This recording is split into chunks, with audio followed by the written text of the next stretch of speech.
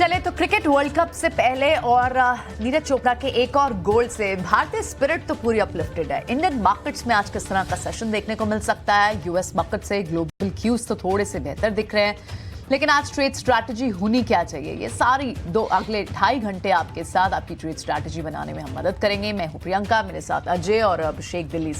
लेकिन एक बार क्विकली इस वक्त की बड़ी 4 खबरें समझ लेते हैं जो आपके ट्रेड सेटअप में हेल्प करेंगी। पहला तो जो ग्लोबल क्यूज से सख्त संकेत आ रहे हैं, थोड़ा सा डाउन नीचे से सुधरा दिखाई दिया क्योंकि यील्ड्स वहां सॉफ्ट हुई हैं। लगभग 250 अंकों का सुधार देखने को मिला। इनफैक्ट आप देखें तो तीनों इंडाइसेस ही वहां पर तेजी के साथ कल बंद हुए। नास्डैक में भी लगभग 1.5% तक का वहां पर बढ़त देखने को मिली थी कल। ब्रेंट क्रूड जो है वो लगभग 86 के पास पहुंचा है और बॉन्ड यील्ड क्योंकि थोड़ी सॉफ्ट हुई है तो इसका हमें आज फायदा मिलेगा। क्या बैंकिंग में एक ट्रेड दिखता है, ये सारी बातें आगे डिस्कस करेंगे। कई सारे बिजनेस अपडेट्स आए हैं, अच्छे बिजनेस अपडेट्स हैं और उस बीच बजाज फाइनेंस के तो बिजनेस अपडेट्स भी अच्छे आए थे। अब दूसरी एक जो बड़ी खबर, और ये पहले आ चुकी थी, जो फंड रेजिंग होनी है उनकी आज बोर्ड बैठक होनी है। कितना ट्रेड ऑलरेडी इस खबर का प्राइस्ड इन है और यहाँ से कितनी तेजी बनती है, ये सब आगे डिस्कस करेंगे। और साथ ही जो बिजनेस अपडेट्स अच्छे आ रहे हैं वहां पर क्या ट्रेड स्ट्रैटेजी होनी चाहिए।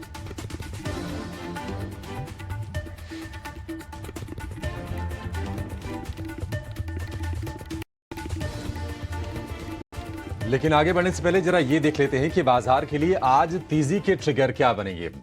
5 ऐसे ट्रिगर्स हैं जो बाजार में आज तेजी करवा सकते हैं।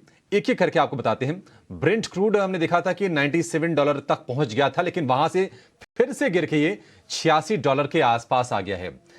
5% से ज्यादा फिसला है और 86 के नीचे है। अमेरिका में गैसोलीन की डिमांड में 22 साल में सबसे कम खपत की हम वहां पर उम्मीद के चलते ये कमजोरी देख रहे हैं। डाउ में हालांकि हम देख रहे हैं कि 3 दिन की गिरावट थमी है और रिबाउंड कल ठीक ठाक रहा। अगर आप लोअर लेवल से देखेंगे तो तकरीबन 250 अंकों के आसपास का रिबाउंड हमने डाउ में देखा। 127 अंक चढ़कर बंद हुआ, एक अच्छा संकेत अमेरिका से ये भी है। एशियाई बाजारों में तेजी हो रही है। हम देख रहे हैं कि कोरिया में करीब ½ % की तेजी है। जापान की बात करें तो 1% की तेजी है। अगर आप गिफ्ट निफ्टी को भी देखेंगे तो हल्के गेंस के साथ 19,500 के स्तर आपको दिखेंगे निफ्टी पर। डॉलर इंडेक्स 11 महीने की ऊंचाई पर चला गया था, लेकिन थोड़ी सी नरमी वहां से भी देख रहे हैं हम लोग। 106.5 का डॉलर इंडेक्स इस वक्त है। और अगर यूएस के बॉन्ड यील्ड की बात करें तो 16 साल की ऊंचाई पर बॉन्ड यील्ड चले गए थे, 10 ईयर की बॉन्ड यील्ड, वहां पर नरमी के हमें साफ साफ संकेत मिल रहे हैं। और 0.07%, 7-8 बेसिस पॉइंट की ही कमी आई है, लेकिन राहत की बात है कि कमी आई है और गिरकर 4.712% आज का ये स्तर है। तो इन संकेतों के साथ जरा बाजार का सेटअप समझ लेते हैं। अजय हमारे साथ हैं ही। अजय, अगर हम क्यूज की बात करें तो ज्यादातर जो क्यूज है ना वो ठीक ठाक है। अगर हम एफआईआई के सेल फिगर को छोड़ दें, कल करीब 4,500 करोड़ रुपए की सेलिंग आई है। एफआई की जो लॉन्ग होल्डिंग है वो भी 25% के नीचे आ गई। इसको बस अगर किनारे कर दें तो बाकी संकेत तो ठीक ही लग रहे हैं। आप कैसे असेस कर रहे हैं पूरे ग्लोबल क्यूज को? देखिए, ऐसा है कि सिर्फ एक ही कारण की वजह से पूरे दुनिया भर में कोहराम मचा था, वो राइजिंग यील्ड 16 साल की हाई लेवल्स पे चली गई थी। लेकिन कल जो इकोनॉमिक डेटा आया शाम को यूएस में, ये वाकई लोगों को लगा कि यूएस मार्केट का हाल बहुत मजबूत नहीं है, इकोनॉमी का हाल बहुत मजबूत नहीं है। और उसके बाद हमने एक नरमी सी आती यूएस यील्ड्स में दिखाई दी और उसी के साथ यूएस मार्केट का रिबाउंड हुआ। लेकिन एक तरफ यूएस यील्ड्स में नरमी आई, डॉलर इंडेक्स में नरमी आई जो 107.2 के आसपास पहुंच गया था, साथ में क्रूड ऑयल में भी नरमी आई। तो ये तीनों चीजों से भारत को इंपैक्ट आता है, इमर्जिंग मार्केट्स को इंपैक्ट आता है। और इसी की वजह से हमने 20,200 वाला निफ्टी 19,400 तक भी देख लिया। और अगर आप इसके साथ मिक्सअप करें कि बाजार में सिर्फ लार्ज कैप ही नहीं करेक्ट हुए, पिछले 6-7 दिनों 8 दिनों में मिड कैप में भी फ्रॉथ क्लीनिंग हुई है। तो कुल मिला के ये सब बातों देखें तो ये सपोर्टिव ग्लोबल क्यूज की तरफ हमें दिखाता है। इससे ज्यादा हमें ध्यान देने की जरूरत नहीं है। कुल मिला के खुशी की खबर है, दुनिया भर में सपोर्टिव ग्लोबल क्यूज आ रहे हैं। अब आगे देखेंगे पाउल साहब कमेंट्री आएगी वगैरह वगैरह, लेकिन इस समय नियर टर्म में बाजार ओवरसोल्ड बाजार दिखाई दे रहा है। और कल का जो लास्ट आवर एक्शन है वो भी यही बता रहा है कि शायद आज भी फर्स्ट हाफ में एक रिबाउंड जारी रह सकता है। आइए मैं आपको बताता हूं कल हुआ क्या। कल 19,400 के आसपास चला गया था निफ्टी और वहां से एक शार्प रिबाउंड आया। 100 पॉइंट की निफ्टी में रिकवरी आई है last hour of trade. Director साहब, अगर आप एक बार निफ्टी की इंटरडे दिखा दें, 436 पे क्लोज हुआ है। इंटरडे अगर आप ये देखिए 336 का लो बना के वहां से शार्प रिबाउंड आया निफ्टी में। अब आप बैंक निफ्टी की तरफ भी नजर रखिए, इतना ही इक्वली शार्प रिबाउंड आपको निफ्टी में भी आता नजर आया। दो ऐसे स्टॉक हैं जिन्होंने वन साइडेड इस रिबाउंड को, रिकवरी को नीचे से लीड किया है। एक है रिलायंस इंडस्ट्रीज और दूसरा है एचडीएफसी बैंक। ये देखिए, रिलायंस इंडस्ट्रीज और एचडीएफसी बैंक कल भसीन साहब की टॉप पिक भी थी सुबह गैप डाउन के टाइम पे, ये बताना जरूरी है। एचडीएफसी बैंक तो 2% हरे निशान में, और आईसीआईसीआई ये अपना रिलायंस इंडस्ट्री नीचे से शार्प रिकवरी के साथ बंद हुआ। अगर आप इन दो स्टॉक्स को साइड में रख दें तो आपको दिखाई देगा अमूमन नरमी ही थी कल के बाजार में। मिड कैप और स्मॉल कैप में वेलकम करेक्शन प्ले आउट होता हुआ नजर आ रहा है। पिछले 6-7 दिनों का अगर आप एक महीने का चार्ट देखें, मिड कैप और स्मॉल कैप काफी ज्यादा घट गए, थोड़ी फ्रॉथ क्लीनिंग हुई है। इनफैक्ट एफआईएस का फ्लो कल आपने 4,500 करोड़ के सेल का जो हवाला दिया है, 24% पे लॉन्ग पोजीशन आ गई। आपको याद है कि पिछले क्वार्टर में, पिछले सीरीज में ये परसेंट 66%, 66% लॉन्ग पोजीशन थी, वो घट के 24 हो गई। तो बाजार लाइट है। कल भी एचडीएफसी बैंक का एडीआर बहुत तेजी से रिकवर हुआ है, यूएस में करीब 4-5% चला है। रिलायंस में 2300 के सपोर्ट से काफी अच्छा रिबाउंड आया। तो आज छोटी अवधि में बाजार एक ओवरसोल्ड जोन से रिबाउंड की तैयारी कर सकता है। शॉर्ट कवरिंग इस और आ सकती है। एक और बात मैं खास आपको बता दूं कि Q2 अपडेट्स, जिसका जिक्र प्रियंका ने भी किया, बहुत मजबूत आ रहे हैं, स्पेशली बैंक से। लेंडर्स के अभी पूनावाला फिनकॉर्प के मैं फ्लैश चलते देख रहा था, 40-50% की ग्रोथ नजर आ रही है। तो लेंडर्स का जो यूनिवर्स है वहां से Q2 अपडेट्स बहुत मजबूत आ रहे हैं, रिटेलर्स के मजबूत आ रहे हैं। सिर्फ एक कंज्यूमर स्टॉक्स के थोड़े से कमजोर हैं, लेकिन इससे भी मुझे लगता है बाजार को बल मिलेगा। लेकिन इससे पहले प्रियंका, हम अपने बाजार की बातचीत को आगे लेके जाएं। जो आपने बात की कि पूरे देश में क्रिकेट फीवर ग्रिप कर चुका है। एशियन गेम्स में भी एशियन पेंट निकला है। ऑलवेज थिंकिंग मार्केट्स कि कल जो है डंका बजा। हाँ। अभिषेक तो बहुत क्लोजली वॉच करते हैं। अभिषेक, वर्ल्ड कप का फीवर क्या उम्मीद करनी चाहिए इस बार? उम्मीद क्या करना है अजय, उम्मीद तो यही करेंगे। देखिए, पिछले बार भी भारत में जब वर्ल्ड कप हुआ था 2011 में, तो हमने कब जीता। उम्मीद करेंगे कि इस बार भी हम जीतेंगे, और जीत के दावे कोई हवाई नहीं है। आप ये देखिए कि जब वो वर्ल्ड कप में गए हैं, दुनिया के नंबर 1 टीम बन के गए हैं। नंबर 1 रैंकिंग पर इंडिया है। T20 में तो है ही, टेस्ट में भी है, वनडे में भी है। ऐसा मतलब बहुत सालों के बाद हुआ है कि कोई टीम ना तीनों क्रिकेट की कैटेगरी में नंबर 1 है। तो ओडीआई में उम्मीद करेंगे कि बादशाहत हमारी जो है वो कायम रहेगी। और अच्छी चीज ये है कि वर्ल्ड कप से ठीक पहले ना इंडिया के कॉम्बिनेशंस को लेकर चर्चाएं हो रही थी कि अच्छा मिडिल ऑर्डर में कौन होगा, ओपन कौन करेगा। इन सारे के सारे जो सवाल थे उसके जवाब ठीक पहले हमें मिल चुके हैं, और पूरी की पूरी टीम जो है सेटल्ड दिख रही है। ओपनिंग हो या फिर मिडिल ऑर्डर हो या फिर गेंदबाजी हो, सब कुछ ओके है। उम्मीद करके चलेंगे कि जो धमाका हमने 2011 में किया था उसको हम फिर से रिपीट करेंगे, और उसके लिए पूरी की पूरी पुख्ता तैयारी है।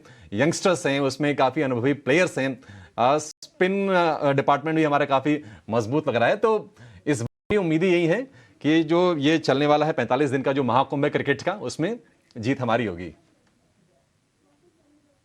बल्कि प्रियंका, मैं आपको ये कहना चाहूंगा कि ये अभिषेक जो क्रिकेट की बात कर रहे हैं ना, एक ऐसे स्टॉक के बारे में बात करें। इंडिया की टीम इससे में एक ऐसे स्टॉक की तरह है जिसमें ब्रेकआउट भी आ रहा है चार्ट्स पे, जिसमें फंडामेंटल मजबूत है, नंबर्स वगैरह, और मैनेजमेंट कमेंट्री बहुत तगड़ी है। तो यानी एकदम सर्वगुण संपन्न टाइप की का माहौल बन रहा है।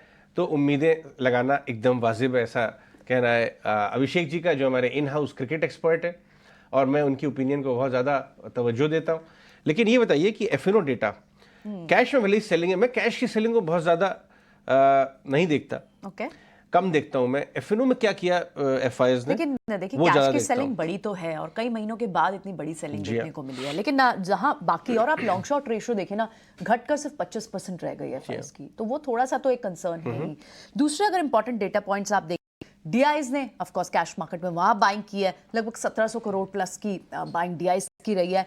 इंडेक्स फ्यूचर्स को भी एफआईज ने वहाँ सेलिंग किया है लगभग 550 करोड़ की। और साथ ही ऑप्शंस का डेटा, क्योंकि ऑप्शंस के डेटा में ये नहीं समझ आ पाता कि वो पुट खरीद रहे हैं या पुट बेच रहे हैं, कॉल्स खरीद रहे हैं या बाय कर रहे हैं, लेकिन वहाँ पर भी 40,000 करोड़ की इंडेक्स ऑप्शन में सेलिंग देखने को मिल रही है। और स्टॉक फ्यूचर्स को भी यहाँ पर बेचा है। तो थोड़ा सा तो आपको रोड अहेड थोड़ी सी इसका तो आइडिया लग रहा है। और लॉन्ग शॉर्ट रेशो आप देख लें एफआईज की कि वो 25-75 की रेशो में रह गई है।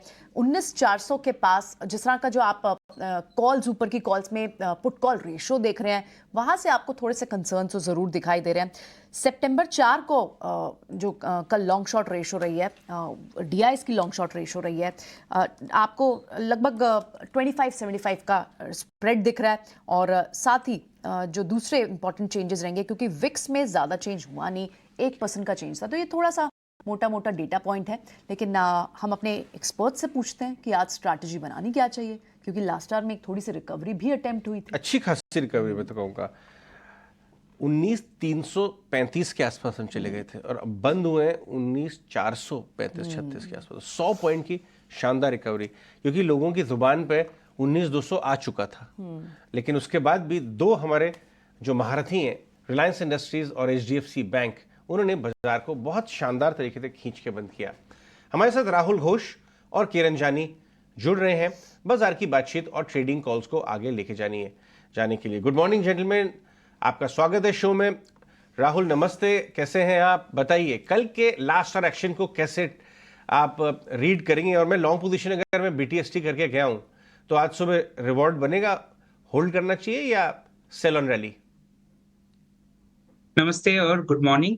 तो कल का जो लास्ट आवर एक्शन की आप बात कर रहे हो, अगर इंडिया विक्स के चार्ट को आप नोटिस करेंगे, 2 बजे के बाद से इंडिया विक्स जो है नीचे आने लगा था कॉन्स्टेंटली, इवन दो मार्केट गिरने चला था। तो मार्केट लास्ट 1.5 आवर्स में थोड़ा ज्यादा गिरा, लास्ट 2 बजे के बाद थोड़ा गिरना चालू हुआ, बट इंडिया विक्स जो है रिकवर करना चालू हुआ। और ये बहुत ही इंपॉर्टेंट साइन था कि ये जो फॉल आ रहा है वो सस्टेन नहीं होगा।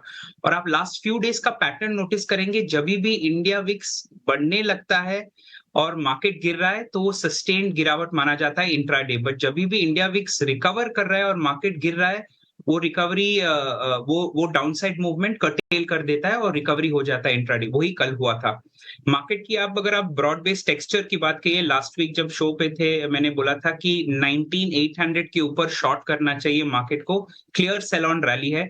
19,795 था निफ्टी फ्यूचर्स का हाई, अगर आप नोटिस करेंगे, और वहीं से ये 400 पॉइंट का फॉल आया है। अभी तक मार्केट का टेक्सचर सेल ऑन रैली है, तो आज सेल ऑन रैली का सिचुएशन मैं मानूंगा नहीं होगा। बट सेल ऑन रैली का लेवल अभी है 19,600 और 19,750 के बीच में। 19,400 के आसपास करंट प्राइस है मार्केट का। 19,600 और 19,750 के इस रेंज में हमें शॉर्ट करना चाहिए मार्केट को। सेल ऑन रैली ही है टेक्सचर में, अभी थोड़ा सा ओवरसोल्ड है मार्केट, तो अभी शॉर्ट करना जायज नहीं होगा मेरे हिसाब से। ठीक है, किरण जानी भी हमारे साथ। किरण, ये बताइए कि ये जो विक्स वाला पॉइंट बोला राहुल ने, ग्लोबल क्यूज अभी सपोर्टिव हो गए, आप कैसे ट्रेडिंग आइडियाज लेके अप्रोच करेंगे आज के बाजार को? लॉन्ग, शॉर्ट या मिक्स या long only? Very good morning everyone. So overall VIX और जैसे इंटरनेशनल मार्केट के क्यूज है, कहीं ना कहीं मार्केट में प्राइसिंग या तो वो फैक्टर्ड हो गए हैं, अब नए क्यूज और नई चीजों के लिए वेट कर रहे हैं। कल जैसे अपने यहाँ भी आरबीआई की मीटिंग है, सो कहीं ना कहीं जिस तरह से एक्सट्रीम ओवरसोल्ड टेरिटरी के अंदर मार्केट ट्रेड कर रहा है, वी आर एक्सपेक्टिंग कि यहाँ से एक रिबाउंड या तो एक रिलीफ रैली डेफिनेटली हम देख सकते हैं। क्योंकि कल हमने बैंक निफ्टी का पीसीआर भी देखा एक्सपायर होते हुए, आज निफ्टी का भी वीकली एक्सपायरी है, तो उसके हिसाब से जो पीसीआर ट्रेड कर रहे हैं वो एक्सट्रीम ओवरसोल्ड टेरिटरी के अंदर है। सेम वे टेक्निकल पैरामीटर के हिसाब से भी एक्सट्रीम ओवरसोल्ड टेरिटरी के अंदर हम ट्रेड कर रहे हैं, index wise as well as stock के साइड। सो स्टॉक के अंदर भी हमारा बाइंग व्यू है और और इंडेक्स के अंदर भी हमारा बाइंग व्यू है। तो स्टॉक स्पेसिफिक अगर हम बात करें तो आईटी में हमारा पहला पिक रहेगा बी सॉफ्ट। बी सॉफ्ट की अगर मैं बात करूं तो डेली चार्ट के ऊपर एक फॉलिंग चैनल ब्रेकआउट हमें देखने को मिल रहा है। कहीं ना कहीं मल्टीपल जो रेजिस्टेंस थे वो 490 के आसपास थे, उसी के आसपास की कल की क्लोजिंग थी। इंट्राडे चार्ट्स के हिसाब से आप देखोगे तो मोमेंटम इंडिकेटर भी बुलिश जोन के अंदर है। तो बी सॉफ्ट हमारा पहला बाय कॉल रहेगा, 490 के आसपास की क्लोजिंग थी, हम लॉन्ग करके जाएंगे। 504 का हमारा टारगेट रहेगा, 484 एज अ स्टॉप लॉस हम बी सॉफ्ट के अंदर मेंटेन करेंगे। नेक्स्ट जो कॉल है वो जीएनएफसी है। यहाँ पे हमने देखा था कि 660 तक की एक रैली आई थी, उसके बाद एक शार्प करेक्शन आया, 600 के आसपास स्टॉक कंसोलिडेट हुआ।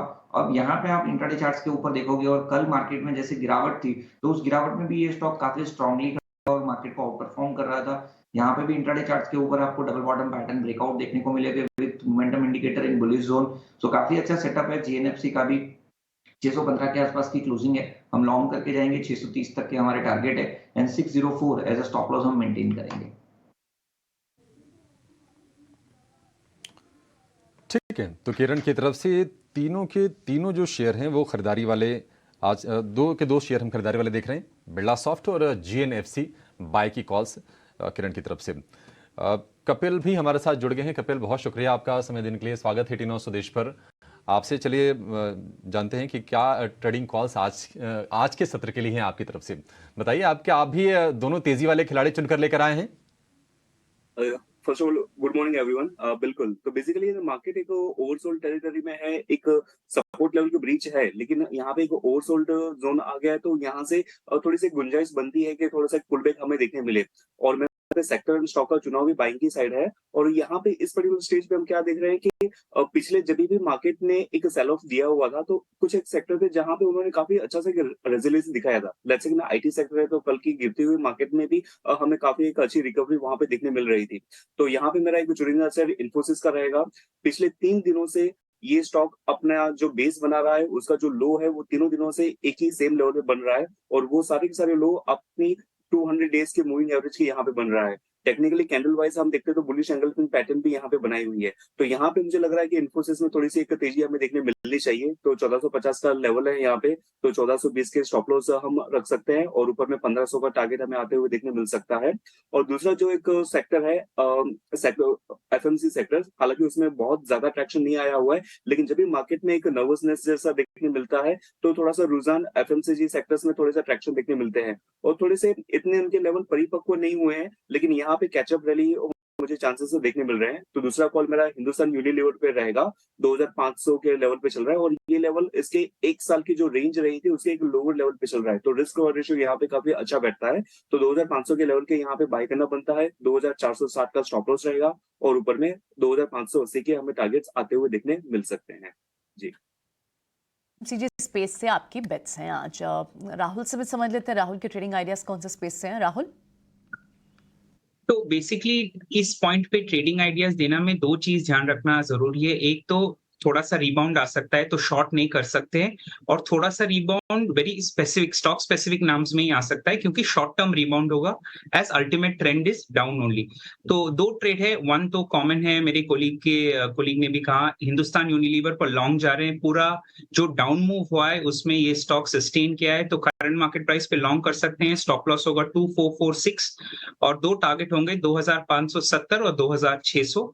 दूसरा जो है सेल है, अगेन पब्लिक सेक्टर एंटिटीज आप नोटिस करेंगे अच्छा किया है, has done well over the past few months. तो सेल बाय करेंगे 89.6 के ऊपर, स्टॉप लॉस होगा 85.25 और इसका टारगेट होगा 93.9। तो सेल और हिंदुस्तान यूनिलीवर दोनों लॉन्ग। ठीक है, तो एफएमसीजी से आपकी तरफ से भी एक पिक है और साथ ही सेल। एक बार ट्रेडिंग आइडियाज फिर से देख लेते हैं। तो राहुल के पहला तो हम सेल देख रहे हैं, लगभग 94 का टारगेट है यहाँ पर बाय करने का, और दूसरी जो पिक है उनकी ट्रेडिंग आइडिया वो है एफएमसीजी स्पेस से एचयूएल, और कपिल को भी एचयूएल पसंद है। एफएमसीजी स्पेस से दूसरा जो उनकी पिक्स रहेंगी वो एचयूएल, और साथ ही दूसरी ट्रेडिंग आइडिया भी उनका लेकर आते हैं। 2580 तक का टारगेट पहला रहेगा, और दूसरा है इन्फोसिस से। कल इन्फोसिस और एचसीएल टेक भी इनफैक्ट आप देखें तो वहां पर भी रिकवरी आई थी लास्ट आवर में। अब हमारे साथ पैनल पर जय पटेल भी बढ़ गए हैं, आइए उनसे भी बात करते हैं। मॉर्निंग जय, आपके आइडियाज बताएं। तो गुड मॉर्निंग प्रियंका जी। सो आज का पहला कॉल है कालसिल पर। कालसिल लिमिटेड ने काफी अच्छे कल हम कल के सेशन में देखते ब्रेकआउट अच्छा दिया था। दिन के हाई पर एंड हुआ अराउंड 650 के ऊपर कल के दिन में जाने में सक्षम रहा। वॉल्यूम लेड था, और ऑल्सो आरएसआई की तरफ से हम देखें तो डेली चार्ट पर एक बस स्ट्रॉन्ग आया था। तो मुझे लग रहा है यहाँ से भी एक अच्छा अपमूव वापस से कंटिन्यू रह सकता है। टारगेट हम 683 का रख के चल सकते हैं, जो नेक्स्ट रेजिस्टेंस है। और स्टॉप लॉस के बारे में हम देखें तो 637 का स्टॉप लॉस हम यहाँ पर रख के चल सकते हैं। वो अराउंड 100 डे मूविंग एवरेज के वहां पर प्लेस है। तो कालसिल पर बाय की रिकमेंडेशन होगी with target of around 683 and stop loss of 637। दूसरा स्टॉक होगा वो रिको ऑटो पर होगा। ऑलरेडी हमने देखा स्टॉक ने कल के दिन में काफी स्ट्रॉन्ग बुलिश कैंडल बनाई है, ब्रेकआउट अच्छा आया है प्रीवियस हाई से। सो यहाँ से मुझे लग रहा है अपसाइड डेफिनेटली मिल सकता है। सब मूविंग एवरेजेस को कंजेशन जोन से बाहर निकल के ये स्टॉक ने कल एंड किया। आरएसआई ओवरसोल्ड से थोड़ा मॉडरेट जोन पर आया, तो यहाँ से मुझे लग रहा है 91.5 के टारगेट बन सकते हैं ये स्टॉक पर। स्टॉप लॉस अराउंड 84.80 के वहां पर हम रख के चल सकते हैं रिको ऑटो पर। ऑटो सेक्टर में मुझे लग रहा है थोड़ा यहाँ पर एक बाउंस बैक आ सकता है, so Rico Auto would be a good bye.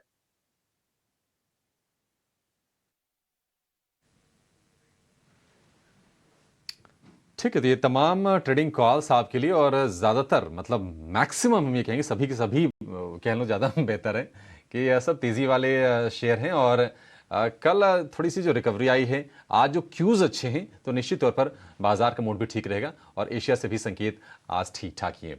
लेकिन खबरों के दम पर कौन से शेयर फोकस में रहेंगे, न्यूज़ कहाँ पर है, ये बताने के लिए शरद हमारे साथ जुड़ गए हैं।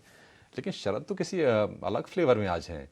शरद, आज तो पूरे के पूरे आप क्रिकेट के रंगे में दिख रहे हैं। कोई खास वजह इसकी, इतना उत्साह? खबरें भी क्या है, बता दीजिए आप। जी बिल्कुल, आज जो है आईसीसी क्रिकेट वर्ल्ड कप शुरू होने वाला है 2023 का, और आज जो है इंडिया जो है होस्ट करने वाली है, और सबसे पहला मैच जो है आज खिलाया जाएगा। और आज जो है हमने पूरी 18 स्वदेश जो है चीयर करने वाले हैं India as a host nation, and hopefully हम लोग जो ये वर्ल्ड कप भी जीतें। और ये जो है पूरा जो कार्निवल है 1.5 महीना चलने वाला है, तो इस पे फोकस रहेगा। लेकिन अब जो है स्टॉक्स पे बात करते हैं, Q2 अपडेट्स पे फोकस करते हैं। मैरिको के ओवरऑल वीक सेटअप नंबर्स आए हैं, कमेंट्री में बता दूं, इंपॉर्टेंट है ये। आगे जाते हुए एक्सपेक्ट करें कि हेल्दी ऑपरेटिंग प्रॉफिट जो है मार्जिन्स वहाँ पे डबल डिजिट ग्रोथ देखने मिले, पर याद रखिए ये 11 से 14% का अनुमान हो सकता है। वहीं अगर बात करें वॉल्यूम ग्रोथ का डोमेस्टिक का सेगमेंट का, तो लो सिंगल डिजिट का एक्सपेक्टेशन है, यानी कि लगभग 2 से लेकर 4% तक का ग्रोथ एक्सपेक्ट कर सकते हैं। स्ट्रॉन्ग नंबर्स की बात करें तो V2 रिटेल, बंधन बैंक, जेके बैंक के जो नंबर्स आए हैं बहुत स्ट्रॉन्ग देखने मिले operationally. Inline set of numbers में PNB और LT फाइनेंस जो है फोकस में रहेंगे। बजाज फाइनेंस भी इंपॉर्टेंट फोकस में रहेगा, क्योंकि आज फंड रेज की जो है कंसिडरेशन करेंगे, ये QIP हो सकता है, प्रेफरेंशियल इशू हो सकता है। और जेफरीज के नोट के हिसाब से जो अगर वो 10 से 15% नेटवर्थ के ऊपर फंड रेज करती है, तो वो लगभग 8,000 करोड़ का फंड रेज हो सकता है। नवीन फ्लोराइन की मैनेजमेंट मीट हुई थी, और इम्पॉर्टेंट बात सबसे पहले आया है कि जो नया मैनेजिंग डायरेक्टर की जो है सर्च शुरू हो गई, और वो एक एक्सटर्नल कैंडिडेट होने वाला है। और आगे जाते हुए कोई बड़ा इम्पैक्ट नहीं आया उनका रिलेशनशिप, उनके की कस्टमर जो हनीवेल हैं। HAL इंडियन एयरफोर्स के जो है प्रोक्योर करेंगे 97 एयरक्राफ्ट। एक्साइड इंडस्ट्रीज 340 करोड़ रुपए जो है इन्वेस्ट करने वाले अपने एनर्जी सॉल्यूशंस आर्म में। PNC इंफ्राटेक को जो है उनका बड़ी कंप्लीशन ऑर्डर की है, 800 करोड़ का ऑलमोस्ट ये ऑर्डर है। हीरो मोटोकॉर्प को लगभग 14,000 बुकिंग्स ऑलरेडी आ गई है उनके हार्ली डेविडसन प्रोडक्ट पे, और जो डिस्पैचेस है वो इस महीने से स्टार्ट होने वाले हैं। कुछ इंपॉर्टेंट स्मॉल कैप स्टॉक्स है जिनको मैं आज जो है हाईलाइट करना चाहूँगा। यहाँ पे एस्ट्यूट इन्वेस्टर्स, मार्की इन्वेस्टर्स ने जो है थोड़ी पोजीशंस ली हैं। Good luck India, says one investors ने जो है लगभग 2 लाख शेयर्स की एक्विजिशन की है। वहीं केरला आयुर्वेद में पोरिंजू वेलियात ने 1 लाख शेयर का एक्विजिशन किया है। आशीष चुग ने भी जो है लगभग 75,000 शेयर्स SVP हाउसिंग कंपनीज में लिए। ये जनरली स्मॉल कैप कंपनीज है, लेकिन ये लार्ज मार्की नेम्स जो हैं उन्होंने एक्वायर किया है। एविएशन पेन स्टॉक्स भी फोकस में रहेंगे, पॉजिटिव मूवमेंट देखने मिल सकता है, क्योंकि ब्रेंट क्रूड में करेक्शन देखने मिला था। ब्रेंट क्रूड जो है $85 प्रति बैरल के नीचे आ गया है ओपेक मीट के अनाउंसमेंट्स के बाद। ठीक है, बहुत बहुत शुक्रिया आप शरद, सारे स्टॉक्स कंपाइल करके लाने के लिए। चलिए बढ़ते हैं आगे। वमाक्षी भी हमारे साथ हैं और आज की ब्रोकिंग हाउस की रिपोर्ट्स बताएंगी। वमाक्षी हमारे साथ जुड़ गई हैं, उनसे बात करते हैं। जी बिल्कुल, शुरुआत करते हैं हम कुछ Q2 अपडेट्स पर जो ब्रोकरेजेस आई हैं उनसे। शुरुआत करते हैं बंधन बैंक के साथ। नोमिरा की तरफ से रिपोर्ट आ रही है और लार्जली हाईलाइट कर रहे हैं कि दूसरे तिमाही में कंपनी के लोन ग्रोथ में अपटिक ज़रूर नज़र आया है और कलेक्शंस भी स्टेबल रहे हैं क्वार्टर ऑन क्वार्टर बेसिस पर। CGFMU को लेकर कोई अपडेट नहीं है। रिकवरी Q3 तक पुश होते हुए नज़र आ रहे हैं। ओवरऑल एसेट क्वालिटी पर कंसिस्टेंट डिलीवरी, ये बंधन के एक इम्पॉर्टेंट फैक्टर रहेगा उनके री रेटिंग के लिए। तो ऑल इन ऑल नोमिरा ने बंधन बैंक पर अपनी खरीदारी की राय को बरकरार रखा है। इसके अलावा मैरिको के भी Q2 अपडेट पर मक्वारी की तरफ से रिपोर्ट आ रही रही है और लार्जली ये हाईलाइट कर रहे हैं कि वॉल्यूम ग्रोथ को लेकर जो कमेंट्री है वो वीक नज़र आई है। वीक रूरल रिकवरी के चलते स्लोअर दैन एक्सपेक्टेड लो सिंगल डिजिट वॉल्यूम ग्रोथ भी कंपनी ने पोस्ट किया है और ओवरऑल ईबिटा ग्रोथ की जो कमेंट्री है वो भी कमज़ोर है अनुमान से। तो लार्जली अगर हम देखें मैक्वायरी ने इसके बावजूद भी मैरिको पर आउट परफॉर्म की राय को बरकरार रखा है। इसके अलावा L&T फाइनेंस होल्डिंग्स भी फोकस में रहेगा। मॉर्गन स्टैनली का कहना है कि रिटेल लोन बुक अभी भी स्केल अप करना जारी है। कंपनी का Q2 में डिसबर्समेंट्स भी काफ़ी मजबूत नज़र आ रहे हैं और कंपनी का जर्नी जो है रिटेलाइजेशन की तरफ वो भी ऑन ट्रैक पर नज़र आ रहा है। All in all margins, credit cost, asset quality in factors का इंतज़ार कंपनी करेगी सेकंड क्वार्टर नंबर्स में और इसी के चलते मॉर्गन स्टैनली ने अभी के लिए L&T फाइनेंस होल्डिंग्स पर अपनी अंडरवेट की राय को बरकरार रखा है। PNB पर मॉर्गन स्टैनली का कहना है कि ग्रोथ मॉडरेट होती हुई नज़र आ रही है दोनों ही ग्रॉस लोन्स और डिपॉजिट्स में। इनफैक्ट डोमेस्टिक लोन्स में करीब 14% ईयर ऑन ईयर ग्रोथ नज़र आई है as compared to 15% year on year growth last quarter में। इसके बावजूद अंडरवेट की राय आ रही है मॉर्गन स्टैनली की तरफ से PNB पर टारगेट प्राइस 55 रुपीज़ प्रति शेयर के साथ। और आखिर में हम फोकस करेंगे पूरे ही होटल पैक पर। MK की तरफ से रिपोर्ट आ रही है, उनका कहना है कि डिमांड काफ़ी मजबूत नज़र आ रहा है। लिमिटेड सप्लाई के बीच ऑक्यूपेंसी एलिवेटेड लेवल्स पर रह सकता है और ओवरऑल रूम एडिशंस और मार्जिन एक्सपेंशन के चलते डेट रिडक्शन पर कंपनी को सारे होटल्स को अच्छा सपोर्ट मिल सकता है और रिटर्न्स भी एनहांस होते हुए नज़र आ रहे हैं। इनफैक्ट उनका कहना है कि अप ट्रेंड्स जो नज़र आते हैं इंडियन होटल स्पेस में ये टिपिकली 5 से 6 साल तक लास्ट करते हैं। तो ऑल इन ऑल उन्होंने खरीदारी की राय के कवरेज शुरू की है इंडियन होटल्स और लेमन ट्री पर और होल्ड की राय के साथ कवरेज शुरू की है शैले होटल्स पर। तो लास्टली ये थे सारे इंपॉर्टेंट ब्रोकरेजेस जो आपके रेडार पर होने चाहिए। श्योर, आगे बढ़ते हैं। बहुत शुक्रिया वामाक्षी, और बाजार की बातचीत में आगे लेके चलता हूं, लेकिन उससे पहले एक पॉइंट को तवज्जो देना ज़रूरी है और वो ये है कि अभी एक हफ्ते पहले जब JP मॉर्गन की बॉन्ड इंक्लूजन में हमारे भारतीय बॉन्ड्स का इंक्लूजन की खबर आई थी, उस समय आपने बॉन्ड यील्ड्स को घटते देखा, लेकिन उसके सामने क्रूड में रैली आ रही थी, ग्लोबल बॉन्ड यील्ड्स बढ़ रही थी, तो उतनी ज़्यादा पॉजिटिव इंपैक्ट बैंक निफ्टी पर होती हुई नहीं दिखी। बैंक निफ्टी को लेके आइए डायरेक्टर साहब, बैंक निफ्टी को लेके आइए डायरेक्टर साहब। बैंक निफ्टी को आज एक और बूस्ट मिलेगा, वो है क्रूड के फॉल का। मैंने पहले भी आपको बताया कि ग्लोबल क्रूड प्राइसेस जब भी घटते हैं तो बैंक निफ्टी को बूस्ट मिलता है, क्योंकि वो साथ में हमारे बॉन्ड यील्ड्स को भी नीचे लाने की कोशिश करते हैं। हम सबसे बड़ा इंपोर्ट का आइटम है हमारे लिए, 1 बिलियन बैरल क्रूड हम इंपोर्ट करते हैं। $5 का क्रूड में ओवरनाइट करेक्शन आया है ओपेक की कमेंट्री के बाद।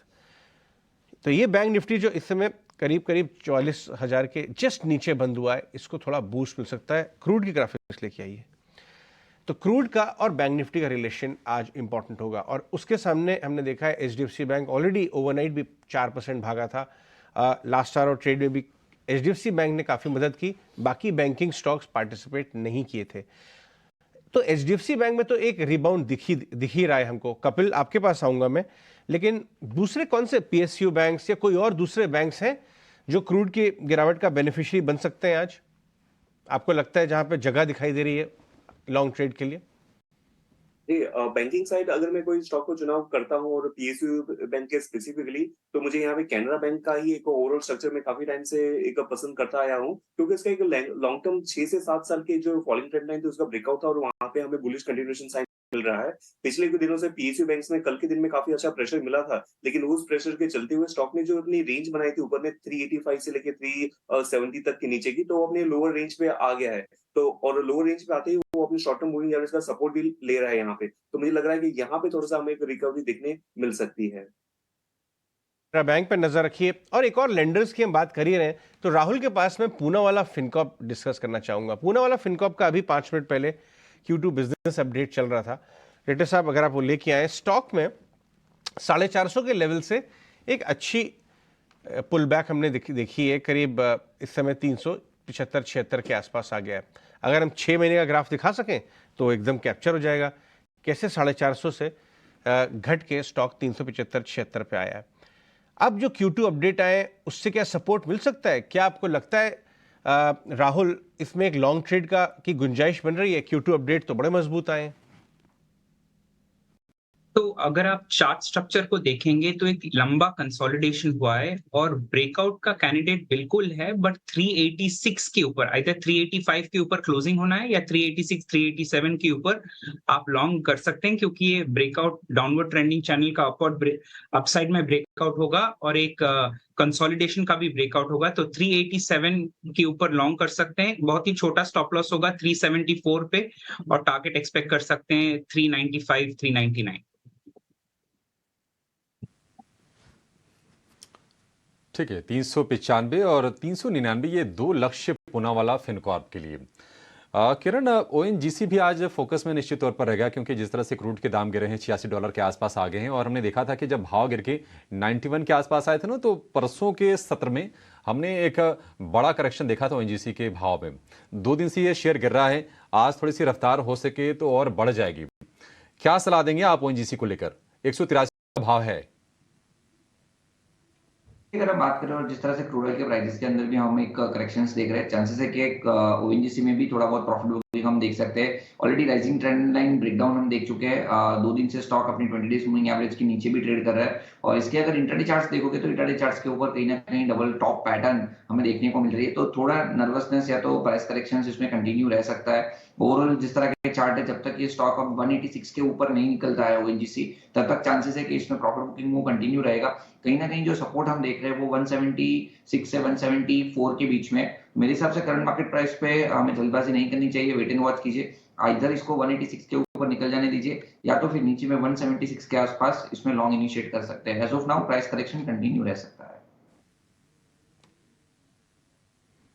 ठीक है, अगर लॉन्ग करना ही है तो 176 तक ये आ जाए तो आपके लिए शायद एंट्री के मौके बन सकते हैं।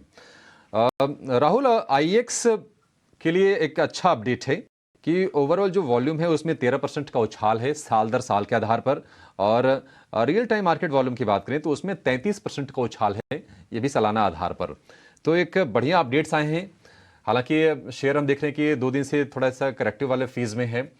आज रिकवरी की उम्मीद है, क्या कोई ट्रेड लेना चाहिए इसमें? नहीं, एक्चुअली इस पॉइंट पे ट्रेड लेना एकदम कंड्यूसिव नहीं है। बेटर स्टॉक्स है लॉन्ग जाने के लिए, और एक डिमांड जोन है आईएक्स में, बट वो 127 अभी तक टच नहीं हुआ है। कल का लो भी आप देखेंगे 128 के ऊपर था, तो अभी तो लॉन्ग हम नहीं जाएंगे आईएक्स में, purely from technical point of view. ठीक है, चलिए इस बीच हमारे साथ पैनल पर अब मयूरेश जोशी भी हैं। आज बाजार पर फंडामेंटल नजरिया देने के लिए मयूरेश, मॉर्निंग आपके पास आते हैं, लेकिन क्विकली कुणाल बोथरा जो हमारे स्टूडियो में आ गए हैं उनसे बात करते हैं। उससे पहले मॉर्निंग कुणाल, कौन से होंगे आज आपके ट्रेडिंग आइडियाज कल? क्योंकि लार्ज कैप्स में और इनफैक्ट आईटी स्टॉक्स में भी रिकवरी थी और हैवी वेट्स में कल रिकवरी थी। आज बाय ट्रेड्स हैं सारे एक्सपोर्ट्स के। तो कल की रिकवरी काफ़ी अच्छी थी। लार्ज कैप स्टॉक्स में सेलिंग स्टॉप हो गई है, ये एक अच्छी इंडिकेशन है। सबसे बड़ा data point 30% jump in open interest bank Nifty में। स्टार्ट ऑफ द सीरीज में पहला 2 दिन या 3 दिन के बाद में हमने पहली बार ये डेटा पॉइंट देखा है, तो ये इंडिकेट कर रहा है। और कल बैंक निफ्टी में भी अच्छा उछाल या अच्छा जंप आया था, तो ये इंडिकेट कर रहा है कि लॉन्ग फॉर्मेशंस डेफिनेटली कल हुए हैं। कल लास्ट आवर में प्रीमियम जो था वो 190 से करीबन 230 पॉइंट्स बैंक निफ्टी में भी जंप किया था, तो ये भी एक एडिशनल कंफर्मेशन है कि बैंक निफ्टी में डेफिनेटली लॉन्ग बिल्डअप हुआ है। तो यहाँ पे बाय कॉल सजेस्ट करना आई थिंक अच्छा स्ट्रैटेजी रहेगा मेरी साइड से भी। मैं भी बाय कॉल सजेस्ट करूंगा 2। पहला इनफैक्ट रहेगा डीमार्ट पे, जिस स्टॉक ने बहुत अच्छा परफॉर्म किया है लास्ट 2 दिन में। 200-250 पॉइंट की अच्छी रिकवरी आई है 3650 के आसपास से, तो मैं बुलिश रहूँगा डीमार्ट पे। एक्सपेक्ट करूँगा स्टॉक 3965-4000 के लेवल्स तक रीटेस्ट करे आने वाले कुछ एक दिनों में। स्टॉप लॉस रहेगा 3820 का। और बलरामपुर चीनी भी एक इंटरेस्टिंग ब्रेकआउट कैंडिडेट है। 420 का जो ब्रेकआउट पॉइंट था उसके ऊपर ट्रेड कर रहा है स्टॉक। लास्ट 3-4 दिन की वॉलिटिलिटी में भी इतना मेजर करेक्शन नहीं आया है स्टॉक पे, तो इसको भी सजेस्ट करूँगा बाय के लिए। 455 का टारगेट, स्टॉप लॉस 417।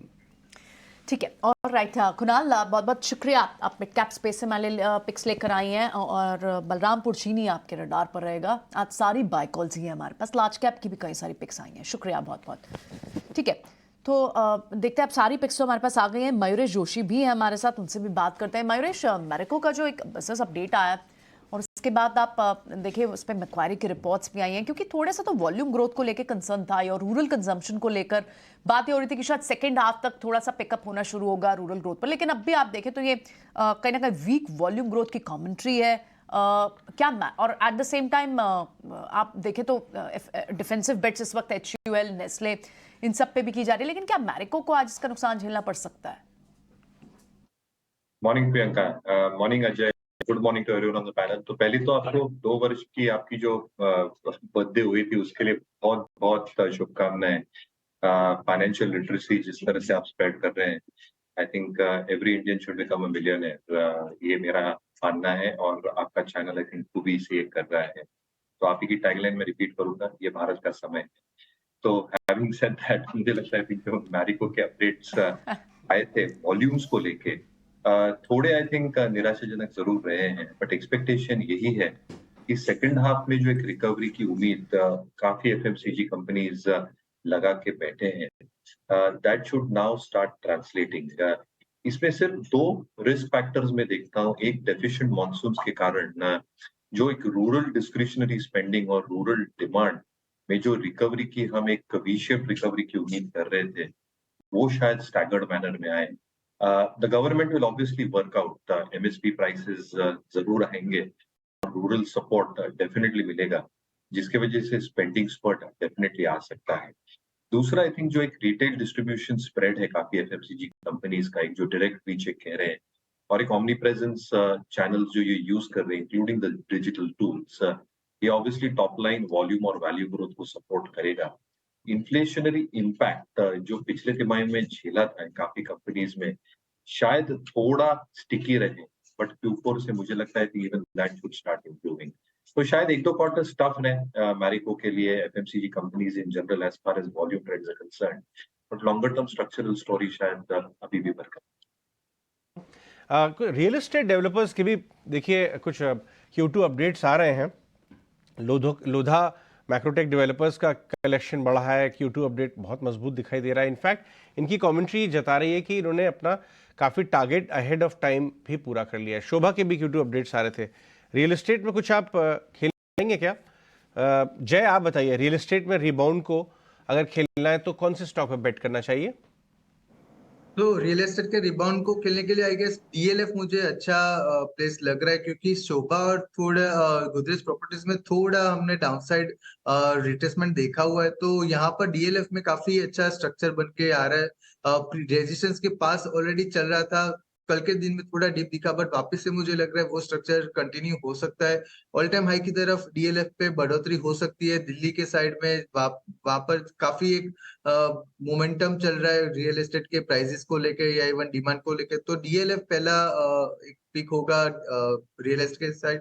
दूसरा होगा गोदरेज प्रॉपर्टीज भी इवन लुक हम दे सकते हैं, क्योंकि बहुत सारे प्रोजेक्ट्स वहां पर उनके आ रहे हैं। तो Godrej properties already support zone के वहां पर है डेली चार्ट पर, तो 100 दिन के मूविंग एवरेज के वहां पर है। तो मुझे लग रहा है सपोर्ट को लेके वापस से ऊपर आ सकता है, 1650 के लक्ष्य तक वापस से घूम सकता है। तो गोदरेज प्रॉपर्टीज पर भी बाय की सलाह रहेगी। ओवरऑल अभी जब तक इलेक्शन ईयर है, आने वाले दिनों में रियल एस्टेट सेक्टर काफी एक स्ट्रॉन्ग बज लग रहा है। तो यहाँ पर एक इधर सेक्टर प्ले या इवन इंडिविजुअल्स रीजनल प्ले भी खेल सकते हैं यहाँ पर। जैसे DLF नॉर्दर्न इंडिया में ज्यादा एक्टिव है, तो वैसे के लिए एक रीजनल प्ले भी खेल सकते हैं रियल एस्टेट सेक्टर पर। मयूरेश, जरा नवीन फ्लोरिन की तरफ नजर डालिए। अभी बात हो रही थी कि कमेंट्री जो निकल के आई है कि बहुत ही जल्दी वहाँ पे लीडरशिप चेंज कर दिया जाएगा। एक बहुत ही, मैं मानता हूँ कि जो प्रीवियस MD थे बहुत ही शानदार थे, उन्होंने बहुत वैल्यू ऐड की, लेकिन ये मानना कि उनके बाद उनसे बेहतर कोई नहीं आ पाएगा और कंपनी का हाल दिक्कत में हो जाएगा, क्या ये उचित होगा? कल कमेंट्री आई, कल एक कॉन कॉल की थी नवीन फ्लोरिन के मैनेजमेंट ने कि कैसे मैनेजमेंट रिप्लेसमेंट पर काम चल रहा है। स्टॉक ने 100 रुपये की रिकवरी एक हफ्ते में की है अपने पैनिक लोज से, जो हमने एक हफ्ते में देखा है। डायरेक्टर साहब, अगर आप हफ्ते 10 दिन चार्ट लाएं तो वो कैप्चर होगा। इस भाव से आपको कैसा लगता है नवीन फ्लोरिन?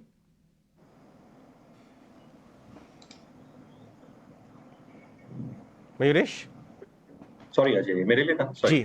नहीं, आई थिंक मैनेजमेंट और लीडरशिप एक बहुत इंपॉर्टेंट पहलू रहता है कोई भी कंपनी के लिए, but is that the only factor? मैं नहीं मानता, क्योंकि काफी कंपनीज जो लीडरशिप कंपनीज होती हैं लाइक नवीन फ्लोरिन एज वेल, एक लीडरशिप स्ट्रक्चर उनके पास रेडी होता है। तो जो उनकी सेकंड रंग लीडरशिप होती है, जो एक स्ट्रक्चरल डिसीजन मेकिंग प्रोसेस होता है, वो काफी बरकरार रहता है।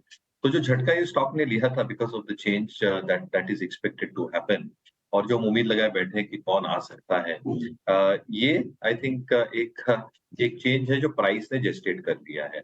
नाउ मूविंग टू नंबर्स, जैसे ये प्लेस्ड है in terms of new client wins, जो एक एपेक्स कर रहे हैं for the new client order win as well, और जो एक्सपेक्टेशन है वॉल्यूम वैल्यू की, आई थिंक ये नंबर्स बरकरार रखेंगे for their overall business segments, and numbers will do the talking. और मेरे ख्याल से आई थिंक जैसे मैनेजमेंट चेंज आएगा, वहां पे एक बहुत इंपॉर्टेंट पहलू होगा that people will then start focusing back on numbers. But flip side पे ये भी देखना चाहिए कि जो एग्जिस्टिंग एमडी थे वो कौन सी कंपनी ज्वाइन कर रहे हैं, क्योंकि वहां पे भी एक जबरदस्त उछाल आ सकता है एज दैट अनाउंसमेंट इज।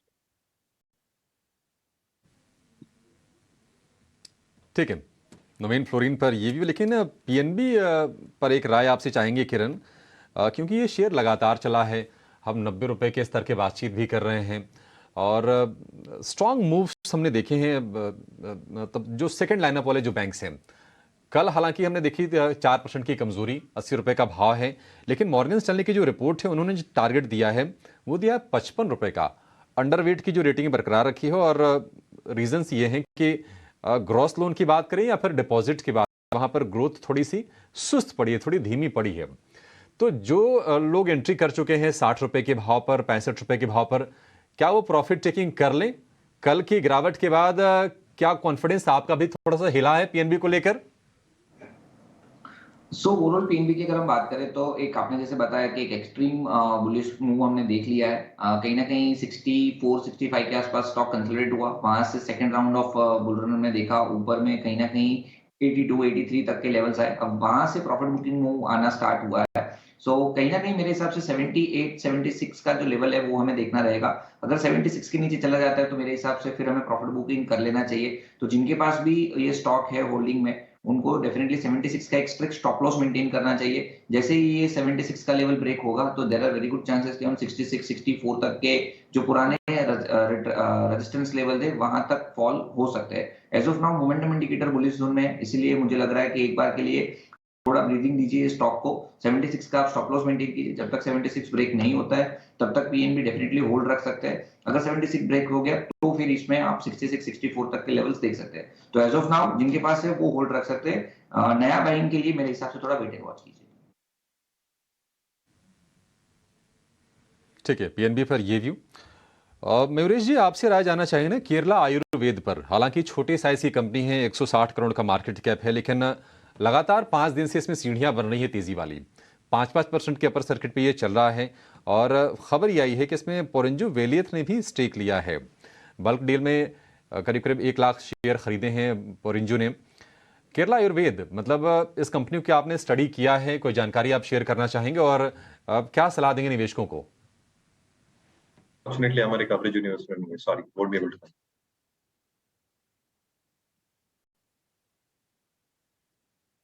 बोल, आप कोई आप राय बताना इस पर चाहेंगे केरला आयुर्वेद पर? कोई टेक्निकल कोई एनालिसिस शेयर पर? स्टॉक का नाम केरला आयुर्वेद है ना? जी। तो केरला आयुर्वेद का अगर आप चार्ट स्ट्रक्चर की बात करें तो आई थिंक न्यूज बेस से 20 डे ईएमए से बाउंस होते हुए आप देखेंगे तो दो बड़े बड़े वीकली चार्ट पे कैंडल्स बने हुए, तो डेफिनेटली पॉजिटिव साइन ही है चार्ट पे। मैं सजेस्ट करूंगा कि इतना बड़ा मूव जब आ रहा है तो एक स्ट्रिक्ट स्टॉप लॉस रख देना चाहिए और लॉन्ग साइड की तरफ प्ले कर सकते हैं। स्टॉप लॉस होगा 146 इस केस में, तो 146 के स्टॉप लॉस के साथ लॉन्ग साइड पे होल्ड कर सकती हूँ। ठीक है। इनफैक्ट अप्रैल महीने से आप देखें तो स्टॉक डबल भी हो गया। पिछले 6 महीने में लगभग 100% से ज़्यादा का रिटर्न केरला आयुर्वेद में दिया है स्टॉक ने, और अब एक बड़ा इन्वेस्टर इसमें आया है, जिसके बाद ऑफ कोर्स आज भी शायद इसमें एक मूव देखने को मिल सकती है। लेकिन एक और जो अब तक प्रकाश लेकर आया है, चीनी और एथनॉल कंपनियों के लिए बड़ी खबर है। 7 अक्टूबर को जो बैठक होने वाली है जीएसटी काउंसिल की, उसमें मोलेसेस पर विचार हो सकता है, जीएसटी घटाने पर मोलेसेस पर विचार हो सकता है, और इसके साथ ही बैठक के और क्या तमाम एजेंडे हैं एक बार प्रकाश से समझ लेते हैं। प्रकाश, बताएं और क्या क्या एजेंडा होगा आज? देखिए, 7 अक्टूबर को जीएसटी काउंसिल की बैठक होने जा रही है और वैसे तो कई इंपॉर्टेंट एजेंडे हैं, हालांकि ज्यादातर क्लैरिफिकेशन से संबंधित मसले हैं जो कि काउंसिल के एजेंडे में हैं, लेकिन सूत्र हमें बता रहे हैं कि एक इम्पॉर्टेंट मसला है मोलासेस से संबंधित, खासकर लीकर कंपनीज के कॉन्टेक्स्ट में उनको राहत मिल सकती है। सूत्र बता रहे हैं कि मोलासेस के ऊपर जो जीएसटी है 28%, उसको घटाकर 5% किया जा सकता है। ये प्रस्ताव जीएसटी काउंसिल के सामने है, तो जाहिर तौर पे जो लीकर बनाने वाली कंपनीज हैं उनको इससे राहत मिल सकती है। इससे जुड़ी एक और क्लैरिटी आ सकती है, वो दरअसल एक्स्ट्रा न्यूट्रल एल्कोहल के कॉन्टेक्स्ट में, जिसमें जीएसटी काउंसिल टैक्सेशन स्ट्रक्चर से संबंधित क्लैरिटी दे सकती है कि अगर एक्स्ट्रा न्यूट्रल एल्कोहल का इस्तेमाल जो है एल्कोहलिक लिकर बनाने के लिए किया जा रहा है, खासकर ह्यूमन कंजम्पशन की अगर बात करें, तो वो टैक्स नेट से बाहर रहेगा। इससे संबंधित क्लैरिटी जीएसटी काउंसिल दे सकती है। इसके अलावा एक और इम्पोर्टेंट मसला है, वो है इंश्योरेंस कंपनी से संबंधित। जैसा कि आपको पता है कि बिहार जीएसटी डिपार्टमेंट ने एलआईसी को नोटिस दिया है 290 करोड़ रुपए की आईटीसी रिकवरी के लिए। साथ ही साथ महाराष्ट्र जीएसटी डिपार्टमेंट ने भी कुछ इंश्योरेंस कंपनीज को इस तरह के नोटिस भेजे हैं। अब इससे संबंधित जो है क्लैरिटी जीएसटी काउंसिल दे सकती है कि इसमें किस तरीके से आगे बढ़ा जाए, क्योंकि इन डिपार्टमेंट्स का ये आरोप है कि इन कंपनीज ने वैसे प्रोडक्ट्स जो कि टैक्स एग्जेम्प्टेड थे उस पर जीएसटी नहीं लेना था, उस पर भी जीएसटी चार्ज किया है और साथ ही साथ आईटीसी भी क्लेम किया है। लिहाजा आईटीसी रिकवरी के नोटिस गए हैं। जैसा कि आपको पता है कि जीएसटी रूल के हिसाब से अगर इंडोमेंट प्लान में इन्वेस्टमेंट किया जाता है तो वो एग्जेम्प्टेड है, लेकिन इन कंपनीज ने, जैसा कि डिपार्टमेंट का आरोप है, इस पर जीएसटी भी चार्ज किया है और आईटीसी भी इस पे इसका बेनिफिट लिया है। इसको ध्यान में रखते हुए क्लैरिटी आ सकती है। तो ये इंपॉर्टेंट एजेंडे हैं जो कि जीएसटी काउंसिल के सामने है और इस पर काउंसिल अपने फैसले ले सकती है। तो काफ़ी सारे एजेंडे हैं, मोलासेस तो एक एजेंडा है, लेकिन जो जीएसटी नोटिस आजकल आ रहे हैं, इनपुट टैक्स पर आप जो बात कर रहे हैं, तो कई सारे बड़े मैटर्स और कई सारे लिस्टेड कंपनीज को आए हैं। बहुत बहुत शुक्रिया प्रकाश, आप नजर बना के रखें इस पूरे मैटर पर, अपडेट आपसे लेते रहेंगे। ठीक है, ये तो हो गई बात जीएसटी काउंसिल में क्या क्या पॉसिबली आ सकता है, लेकिन कुछ और इंपॉर्टेंट स्टॉक्स लेकर आते हैं। अभी एक स्टॉक तो केरला आयुर्वेद अभिषेक ने हाईलाइट किया ही, एक और स्टॉक है गुडलक इंडिया, और वहाँ पर भी एक बड़ा इन्वेस्टर आया है और एक कॉन्ग्लोमरेट है। इनमें सेलिंग और engineering product, manufacturing and selling of engineering products होता है। और ये स्टॉक भी गुडलक इंडिया आप देखें तो अप्रैल से इसमें भी एक अच्छी चाल बनती हुई दिखाई दी है। कल ये जो बाइंग आई है, और कल तो क्या चार्ट्स पे दिख भी रहा था, लगभग 3% ऊपर बंद हुआ है उस वीक मार्केट में भी, क्योंकि वहां पर एक बल्क बाइंग हो भी रही थी। क्या इसका इम्पैक्ट आज भी ये गुडलक स्टील हमने लगाया है, गुडलक इंडिया स्टॉक हमें लेकर आना है। गुडलक इंडिया की बात करते हैं, क्या वहां पर आज मोमेंटम आ सकता है? एक बड़ा इन्वेस्टर आता है, बाइंग आती है, तो उसके बाद रिटेल भी फॉलो करता है। क्या कपिल है हमारे साथ? कपिल, गुडलक इंडिया पर आप एक बार व्यू बताएं। गुडलक इंडिया की एक बहुत काफी अच्छी मोमेंटम हमें देखने मिली है। One way, let's say Covid के टाइम पे इसका लो कुछ 42 रुपीज का हुआ करता था, आज 626 का है, तो ऑलरेडी काफी अच्छी खासी मोमेंटम है। लेकिन इसमें अच्छी बात ये है कि ये जो इसकी बहुत स्ट्रॉन्ग अपसाइड मोमेंटम हुई है, वो कहाँ न कहाँ पे इन बीच में उसको डाइजेस्ट भी किया हुआ है, टाइम वाइज करेक्शन भी हमें देखने मिला हुआ है। और डेली चार्ट पे वेरी शॉर्ट टर्म में स्टॉक के 560 से लेकर 600 की उसने काफी अच्छी रेंज बनाई थी, और पिछले 2-3 दिनों में हमें उसका ब्रेकआउट भी देखने मिला हुआ है। अंडरलाइंग टोन स्ट्रक्चरली पॉजिटिव है, तो 626 पे चल रहा है, तो थोड़े बहुत कूल ऑफ इसमें हो सकते हैं, लेकिन इसका ओवरऑल ट्रैजेक्टरी पॉजिटिव है। 600 के स्टॉप लॉस के साथ हम इसमें होल्ड पोजीशन बनाए और रख सकते हैं, और थोड़ा सा रिट्रेसमेंट देखने मिलता है तो हम इसमें एक्यूमुलेट भी कर सकते हैं, लेकिन शॉर्ट टर्म के लिए यहाँ पे स्टॉप लॉस 600 पे लगाना जरूरी है। मतलब गुडलक हो जाएगा इन्वेस्टर्स का जिन्होंने लेके बैठे हुए हैं। गुडलक तो चल रहा होगा जो अप्रैल से जिनके पास ये स्टॉक था। ये गुडलक निकालना पड़ता है ना, दिल्ली में बोलते हैं ना, आइए आपका गुडलक निकाल दें। चलो, ये स्टॉक तो हो गया। एक एचडीएफसी बैंक के ऊपर एक व्यू बनता है, क्योंकि कल का सारा लास्ट आवर और ट्रेड का जो श्रेय है वो एक्चुअली एचडीएफसी बैंक को जाता है, और ये हुआ था स्ट्रॉन्ग Q2 अपडेट के बाद। आपको याद होगा कि इसके अंदर ऑलमोस्ट 1500 के नीचे चला गया था, 1490 का लो बना के, लेकिन जैसे ही Q2 अपडेट आए, वन साइडेड स्टॉक चलना शुरू किया और डेज हाई पे बंद हुआ। लास्ट 15 मिनट में तो और चला, ओवरनाइट भी 4% ADR चला है। राहुल घोष, ये बताइए, एचडीएफसी बैंक अगर मैं लकी था और मैंने 1500 के आसपास ओवरसोल्ड होते ही ले ली थी पोजीशन, तो यहां से क्या करना चाहिए? तो एक्चुअली मोस्ट इम्पोर्टेंट चीज जो HDFC बैंक में करंट प्राइस पे नोटिस करना चाहिए कि सस्टेन हो रहा है कि नहीं, और 1540 का लेवल के ऊपर आपको एक और 2% मिल सकता है। तो 1540 अगर क्रॉस करता है, प्लीज कंटिन्यू टू होल्ड। 1570 का टारगेट मिल सकता है। 1570 पे अनफॉर्चुनेटली फिर से आपको थोड़ा सा सेलिंग प्रेशर मिलेगा। तो प्राइस एक्शन को क्लोजली वॉच करें, और अगर 1540 क्रॉस होते देखें तो कंटिन्यू टू होल्ड टिल 1570। ठीक है, किरण जानी, ये बताइए कि ये जो क्रिकेट फीवर चल रहा है पूरे देश में, कुछ मार्केट के लोगों का ये मानना है कि लोग अपने टीवी सेट्स के सामने से हिलेंगे ही नहीं। ड्राइंग रूम में, बेडरूम में, जहां भी टीवी लगा है उसके सामने बैठे रहेंगे। लेकिन पेट पूजा कैसे होगी? खाना कौन बनाएगा? किचन में कौन जाएगा? तो ये सबसे बड़ी बेनिफिट स्टॉक्स की लिस्ट आई है, वो है जोमेटो और जुबिलेंट और देवयानी। आप किस पे बेट करना चाहेंगे? आप भी क्रिकेट फैन है, कैसे करेंगे जुगाड़?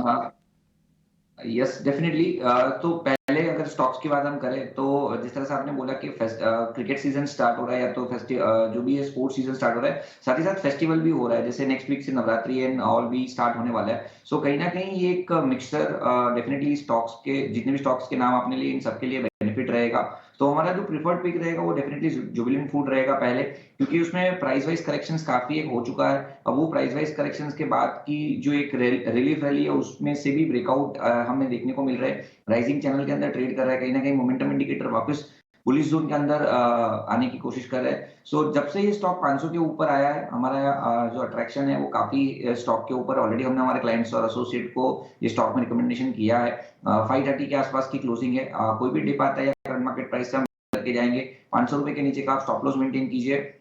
और कहीं ना कहीं जिस तरह के चार्ट पैटर्न है, डेफिनेटली इसमें आप 600 तक की रैली एक्सपेक्ट कर सकते हैं। तो हमारा पहला जो पिक रहेगा वो डेफिनेटली जुबिलेंट फूड रहेगा, और सेकंड पिक जो रहेगा वो देवयानी इंटरनेशनल रहेगा। यहाँ पे देवयानी इंटरनेशनल में भी आप डेली चार्ट पे देखो तो एक फ्लैग पैटर्न ब्रेकआउट के बाद का एक राउंडिंग बॉटम कंसोलिडेशन कंप्लीट हुआ है। तो 217 के आसपास की क्लोजिंग है। ये भी स्टॉक में कोई भी करेक्शन आता है या करंट मार्केट प्राइस से डेफिनेटली हम लॉन्ग जाएंगे। 200 रुपए का आप स्टॉप लॉस मेंटेन कीजिए, और जिस तरह के चार्ट पैटर्न है एटलीस्ट आप 250 तक की रैली एक्सपेक्ट कर सकते हो। तो Devyani International and Jubilant Food हमारे प्रेफर्ड पिक रहेगी इस थीम को लेके। राइट, तो दिव्यानी इंटरनेशनल पर आपकी यहाँ बेट रहेगी। ठीक है, आज का मुनाफे का फंडा भी समझ लेते हैं। हमारे साथ देवर्ष वकील हैं, उनसे भी बात करते हैं कि कौन से 2 स्टॉक्स लेकर आए हैं वो।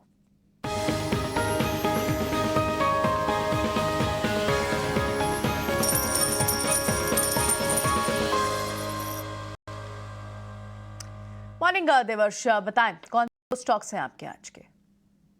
तो मेरा आज फोकस बैंकिंग सेक्टर पे है। मुझे लगता है कि जो करेक्शन आया है उसके बाद जो मार्केट में रिकवरी आएगी वहां पे बैंकिंग लीड करेगा, और PSU बैंक्स मार्केट के लीडर हैं। उसमें सबसे बड़ी बैंक है जो SBI है। 580 के आसपास ट्रांजेक्शन हो रहे हैं। जो उनके पास सरप्लस SLR है, उनके पास कंफर्टेबल LDR पोजीशन है, तो मॉडेस्ट डिपॉजिट ग्रोथ होने के बावजूद भी वो क्रेडिट ग्रोथ अच्छा कर सकते हैं। Across the growth, across the segment हमने दिखा है, रिटेल में, SME में उन्होंने अच्छा पिकअप लिया है। हमारा SODP का उसका टारगेट 750 रुपए का है, तो 1.3 टाइम्स मार्च 25 की बुक पे हम उसको वैल्यू करें तो यहाँ से हमें अच्छा अपसाइड दिखा है। तो एक दिग्गज जो बैंक है PSU में SBI, उसमें निवेश करने की मेरी सलाह है। दूसरा जो बैंक है फेडरल बैंक, वो अभी बड़ी बैंकों के एक लेवल नीचे है, पर हमें कन्विक्शन है आगे जाके ये प्राइवेट सेक्टर में एक दिग्गज बैंक बन सकता है। तो हमारा हाई कन्विक्शन बाय है। उन्होंने जो ब्रिक बाय ब्रिक उन्होंने एग्जीक्यूशन किया है, बेस्ट इन क्लास है मिड साइज बैंक में, और हमें अभी pathway to top tier banks दिख रहा है। उनकी स्ट्रॉन्ग डिपॉजिट फ्रेंचाइज है। रिटेल डिपॉजिट का मिक्स 90% है, उनका खासा बहुत हेल्दी है।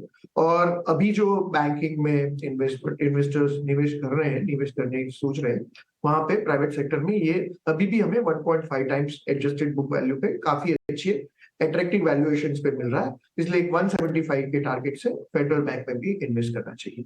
तो आज का मुनाफे का फंडा SBI और फेडरल बैंक।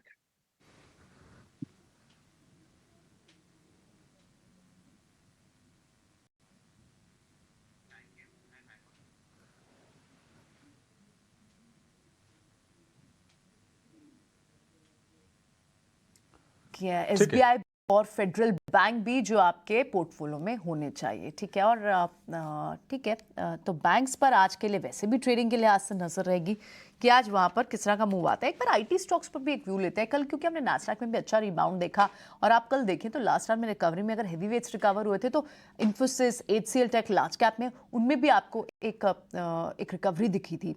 क्या राहुल आज आईटी स्टॉक्स पर आप बेट करेंगे?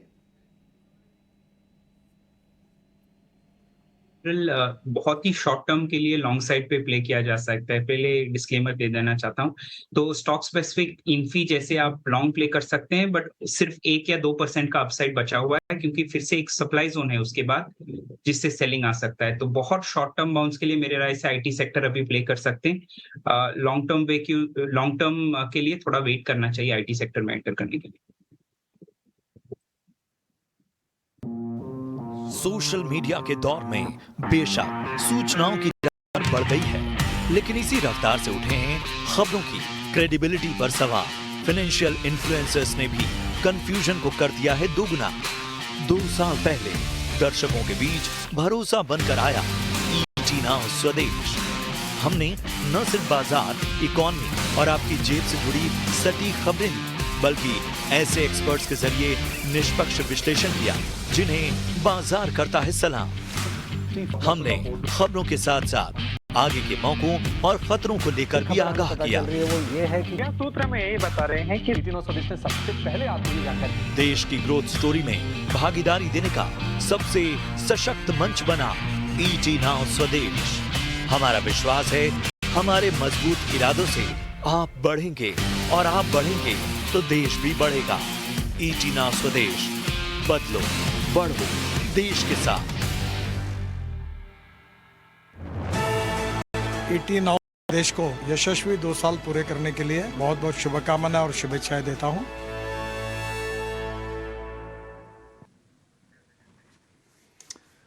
तो स्वदेश में दम, 2 साल के हम, 2 साल का आपका ये चहेता चैनल हो गया है और तमाम दिग्गजों की राय, उनकी बधाइयां हम आप तक भी पहुंचा रहे हैं। लेकिन फिर से लौटेंगे जरा स्टॉक्स पर, और HAL को लेकर खबर आई है कि उनको वायुसेना से ना 2 लाइट कॉम्बैट हेलीकॉप्टर को लेकर ऑर्डर्स मिले हैं। 97 लाइट जेट बनाएगी कंपनी। HAL काफी ये चला हुआ शेयर है, निवेशकों काफी पैसे कमा के दिए हैं। मयूरेश जी, आपका भरोसा इस पर क्या कायम है? हिंदुस्तान एरोनॉटिक्स, अगर किसी को नया निवेश करना हो तो क्या सलाह होगी आपकी ओर से? ये तो थोड़ी पुलबैक्स की डेफिनेटली राह देखनी चाहिए, क्योंकि एक तो स्टॉक अच्छा खासा चल चुका है और दूसरा जिसमें कह रहा हूँ स्टोरी स्ट्रक्चरल है, बट जितनी कैपेसिटीज इनके पास है, looking at the order book का, ये उतना ही प्रोड्यूस कर पाएंगे जितनी इनकी फिक्स्ड एसेट टर्नओवर या कैपेसिटी हो सकती है। तो अगले 2 से 3 वर्षों के लिए जितनी रेवेन्यू की हम उम्मीद बैठे हैं at optimal level that HAL can produce, ये शायद प्राइस में आ चुकी है। तो मेरे हिसाब से I think for fresh investors pull back will give it.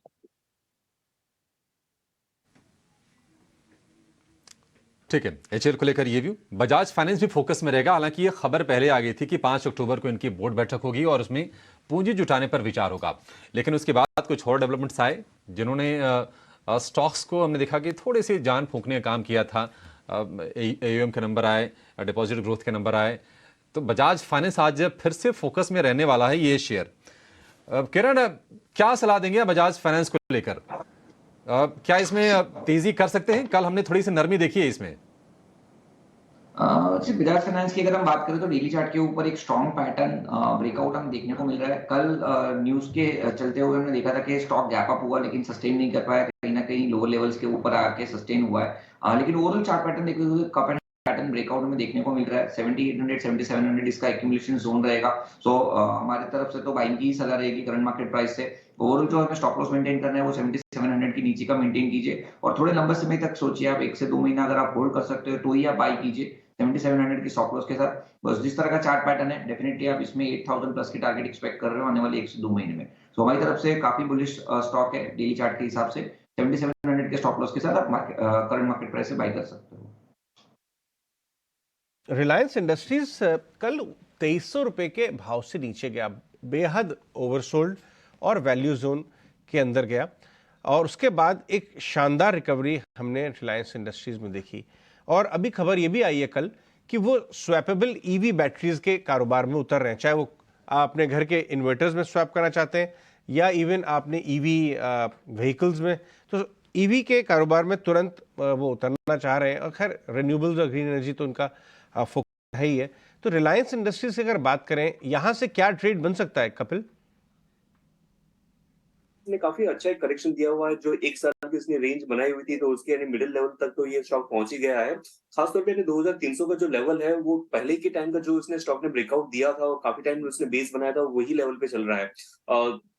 हम दो स्टॉक का दो चीज देखते हैं, एक तो आपका मोमेंटम होता है, एक तो आपका स्ट्रक्चर होता है। तो स्ट्रक्चर वाइज स्टॉक एक अच्छे सपोर्ट लेवल पे आ गया, लेकिन मोमेंटम यहाँ पे अभी तक इतना बिल्ड नहीं हुआ है। लेकिन मैं यहाँ पे एक कॉन्ट्रा जाना चाहूंगा, क्योंकि एक डिसेंट करेक्शन आ गया है, एक अच्छे सपोर्ट पे आ गया है। आरएसआई भी काफी टाइम से ओवरसोल्ड जोन में बना ही हुआ है और उसके पेस थोड़ी सी कम होते हुए हमें देखने मिल रही है। तो यहाँ पे रिस्क और रेशियो आपका काफी अच्छा बनता है। तो जो कल के दिन में एक हैमर पैटर्न देखने मिली थी, तो उसके लो का हम स्टॉप लॉस मान के इसमें लॉन्ग पोजीशंस बिल्ड कर सकते हैं। और शॉर्ट टर्म में जो इसके इमीडिएट अपसाइड पोटेंशियल थे और जहां से हमें सेलिंग प्रेशर लास्ट टाइम देखने मिला था 2385 के लेवल की यहाँ पे, तो वहां पे एक इंप्रूवमेंट हमें आता हुआ देखने मिल सकता है। तो कॉन्ट्रा मेरा बाय व्यू यहाँ पे बनता है। ऑलराइट, ये तो हो गया रिलायंस इंडस्ट्रीज। जेएसडब्ल्यू इंफ्रा में मैं आपकी राय लेना चाहता हूं मयूरेश। 2 दिन हुए जेएसडब्ल्यू इंफ्रा को लिस्ट हुए। इनका वैल्यूएशन, इस स्टॉक का वैल्यूएशन, जो सेकंड लार्जेस्ट पोर्ट ऑपरेटर है देश के, जो सबसे largest private port operator company है अदानी पोर्ट्स, उससे नीचे आया था। 2 दिन से 5-5, 6-6% चल रहा है, 170 के आसपास आया है और अब आज भी प्री ओपन में 2% दिखा रहा है।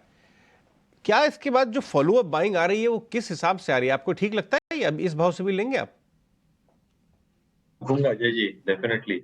बट आई थिंक प्रॉस्पेक्ट्स वापस अच्छे हैं। हालांकि majority of the business group company से ही आता है, बट लार्ज का part of the capital raise जो 2 चीजों के लिए जा रहा है, एक जो डेट डीलेवरेजिंग के लिए और जो केपेक्स लगेगा इनके जयगढ़ पोर्ट के लिए, कहीं ना कहीं I think this will also ramp up volumes looking at the next few quarters as well, जैसे ये एक्टिविटी कंप्लीट होगी।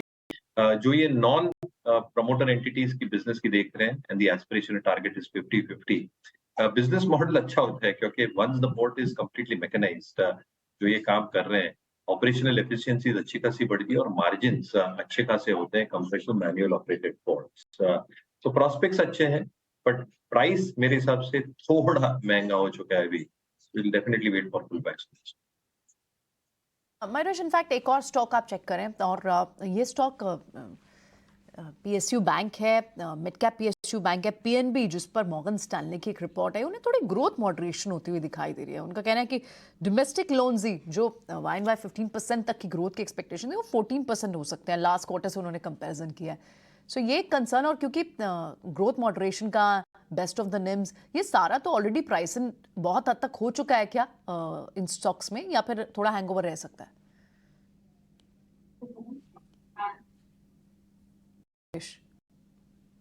नहीं तो प्रियंका जी, स्टॉक्स तो ठीक ठाक चल चुके हैं। क्या वैल्यूएशंस बहुत महंगे हैं even after this big run up?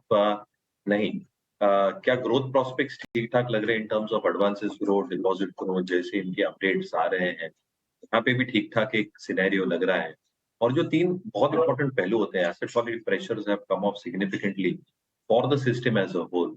दूसरा, आप देखें जो प्रोविजनिंग है ये अच्छी खासी बढ़ चुकी है बैलेंस शीट के ऊपर, यानी ये प्रोटेक्ट कर चुके हैं in terms of their expected credit loss है, जो बुक जितना भी बैड हो सकता है। और जो ECL नॉर्म्स आएंगे उसकी भी प्रोविजनिंग शायद ये बुक्स पे कर ले, which is a very very positive sign from a balance sheet perspective. और तीसरी चीज, in terms of the overall prospect for the PSU universe, मुझे अभी भी ठीक ठाक लग रहा है। तो थोड़ा सिलेक्टिव डेफिनेटली रहना चाहिए स्पेस में। We do like banks like bank of Baroda, Canara. Baroda और कैनरा बैंक आपकी टॉप पिक्स रहेंगी बैंक्स में, ठीक है। इस बीच पैनल पर अब कुश बोरा भी जुड़ गए हैं, उनसे भी आइए बात करते हैं। मॉर्निंग कुश, आज कहाँ होंगी स्टॉक्स, कौन से स्टॉक्स होंगे रडार पर? Yeah, Priyanka, very good morning to you. सारे दर्शकों को भी a very good morning. Well, देखिए, I'm sure सारे factors जो हैं which are pointing towards a rebound आपने already point out कर दिए होंगे। एक quick factor मैं add कर दूं कि कल ही during market hours last hours में 19400 का जो पुट है आज की एक्सपायरी का, इस पे एक अच्छा खासा बेस बना था। So that is also giving some confidence कि शायद 19400 इन द नियर टर्म हम होल्ड कर जाएंगे। तो रिबाउंड के फैक्टर्स तो ग्लोबल संकेत थे ही।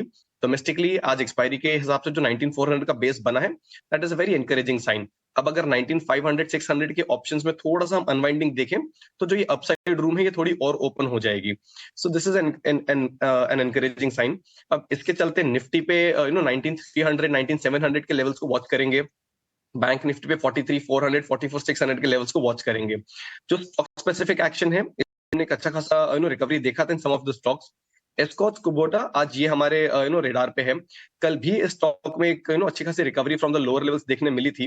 3300 3375 के नियर टर्म टारगेट्स होंगे। 3100 इसको हम स्टॉप लॉस बना के चलेंगे। तो दूसरा स्टॉक है मेरे रेडार पे वो है एस्ट्रा माइक्रो। ये स्टॉक एक रेजिस्टेंस फेस कर रहा है। यहाँ पे हमने किसी भी तरीके का कोई मीनिंगफुल डिप आते हुए नहीं देखा है। सो मेरे हिसाब से मार्केट स्टेबल होगा तो यहाँ पे और ऊपरी लेवल्स देखने मिलेंगे। 445 और 460 के नियर टर्म टारगेट्स हैं। 415 एक लेवल है जिसको मैं स्टॉप लॉस के तौर पे लगा सकता हूँ इन अ ट्रेडिंग पोजीशन।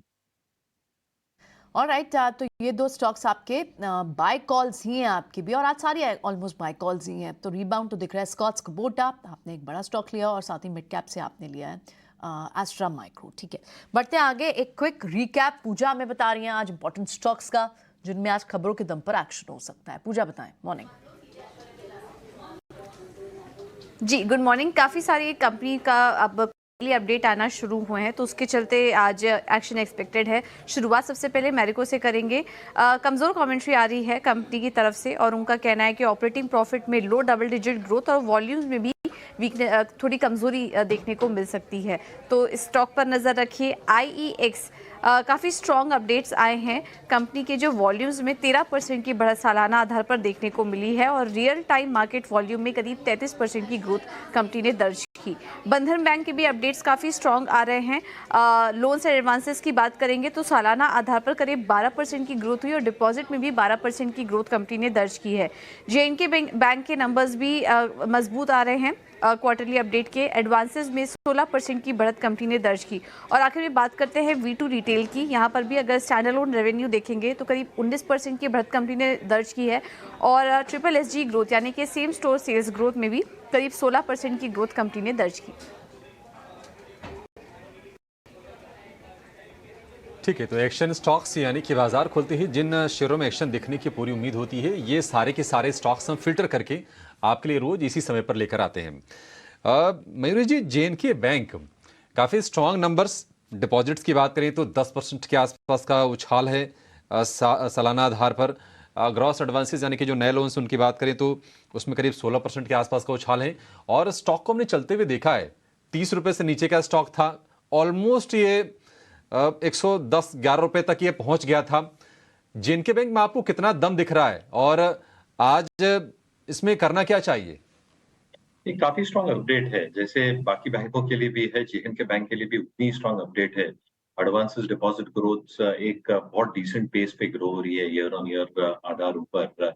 और जो बाकी दो पहलू हैं जिसमें जनरल बैंक्स के लिए कह रहा था, मैनेजमेंट की काफी उम्मीद है Q2 Q3 कॉन कॉल में बहुत स्पष्ट किया था उन्होंने कि whenever they will probably see some element of pressure building up, वो एसेट क्वालिटी को एक कंस्ट्रेंड वे में ग्रो करेंगे, which probably means that जो क्रेडिट इनकी ग्रोथ है वो हो रही है at a good pace, looking at not building up asset quality pressure जो पिछले तिमाही महीने ने कहा है। तो कहीं ना कहीं I think asset quality pressure should also come off जो इनके टारगेट्स है अगले कुछ क्वार्टर्स के लिए। यू आर एब्सोल्युटली राइट, जो रन अप हुआ है और जो वैल्यूएशंस अभी adjusted price to book basis के ऊपर, लॉन्ग पीरियड एवरेजेस के ऊपर है, तो जिनके पास है बने रहना चाहिए। I think the momentum can probably continue but have your risk parameters in place. नए investors have said you have to wait for pull back of the stocks. ठीक है, JNK बैंक को लेकर ये व्यू, लेकिन एक शेयर और focus में रहेगा जिस पर ब्रोकरेजेस की खास नजर है। बिग बोल्ड ब्रोकरेजेस लेकर हमारी सहयोगी वामाक्षी जुड़ गई हमारे साथ।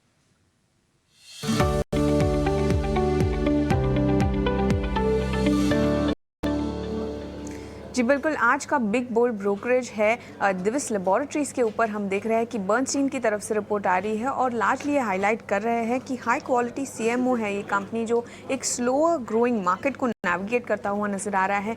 ओवरऑल जो ग्रोथ है लेट स्टेज CDMO में ये स्लो होते हुए नज़र आ रही है। इनफैक्ट इंडस्ट्री ग्रोथ करीब 7 to 8% पर एक्सपेक्टेड है। उनका जो मिक्स है वो लेस अट्रैक्टिव जेनरिक्स की तरफ भी शिफ्ट होता हुआ नज़र आ रहा है, जिसका इम्पैक्ट मार्जिन पर आ सकता है। ऑल इन ऑल बर्नस्टीन का कहना है कि ग्रोथ प्रोफाइल प्रीमियम वैल्यूएशन को सपोर्ट करता हुआ नहीं नजर आ रहा है और उसी के चलते बर्नस्टीन ने दिविस लेबोरेटरीज पर कवरेज शुरू की है। अंडर परफॉर्म की रेटिंग के साथ टारगेट प्राइस दिया है 3064 रुपीस प्रति शेयर का।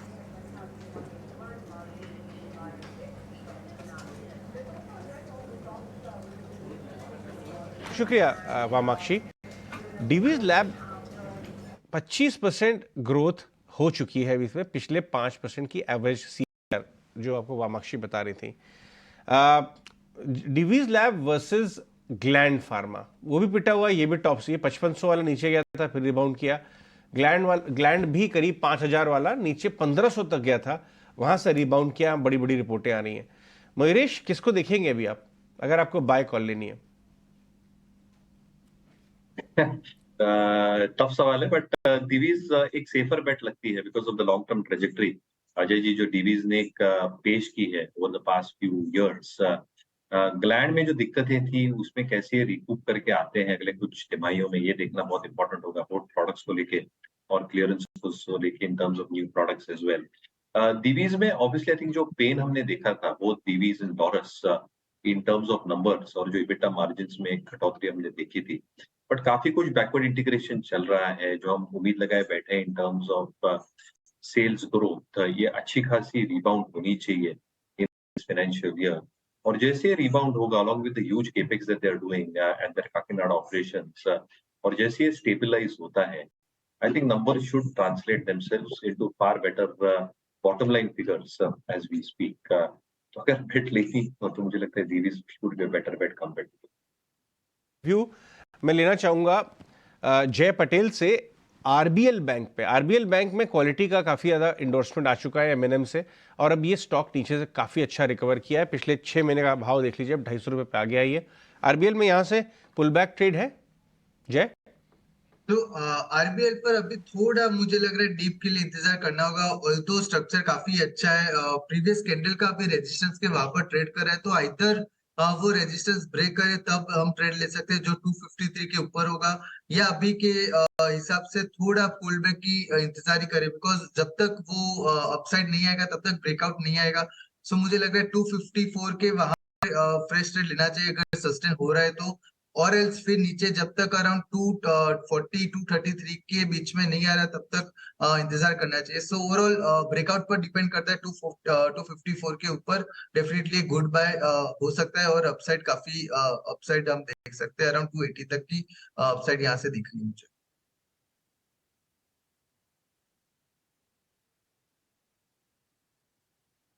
ये व्यू बाजार खुलने में करीब करीब 1.5 मिनट के आसपास का समय रह गया है, और आज की जो ओपनिंग होगी उसमें हम पूरा का पूरा देखेंगे कि क्रूड वाला फ्लेवर आपको दिखेगा। क्रूड के भाव जिस तरह से गिर के $86 के पास फिर से आए हैं, कहीं ना कहीं स्ट्रेंथ बनती दिखाई देगी आपको पेंट स्टॉक्स में, टायर स्टॉक्स में, ऑयल मार्केटिंग कंपनियों के स्टॉक्स में, सीमेंट स्टॉक्स जिनके लिए थोड़ी लॉजिस्टिक कॉस्ट घट जाती है, वहां पर भी आज आपको तेजी का रुझान देखने को मिलेगा। इंडेक्स की बात करें तो तकरीबन 86 अंकों की तेजी पर शुरुआत होगी निफ्टी की 19,500 के ऊपर। तो एक बढ़िया रिबाउंड, कल हमने 400 के भी नीचे के स्तर देखे, वहां से रिकवर करके 19,400 के ऊपर की क्लोजिंग जरूर हुई थी, लेकिन आज वो एक्सटेंड होगी तेजी और 19,500 के ऊपर खुलने की उम्मीद है निफ्टी की। सेंसेक्स की बात करें तो 450 अंक ऊपर ओपनिंग होगी सेंसेक्स की, और निफ्टी बैंक में भी हम करीब करीब आधे % के आसपास की हम आज के सत्र में रिकवरी देखेंगे।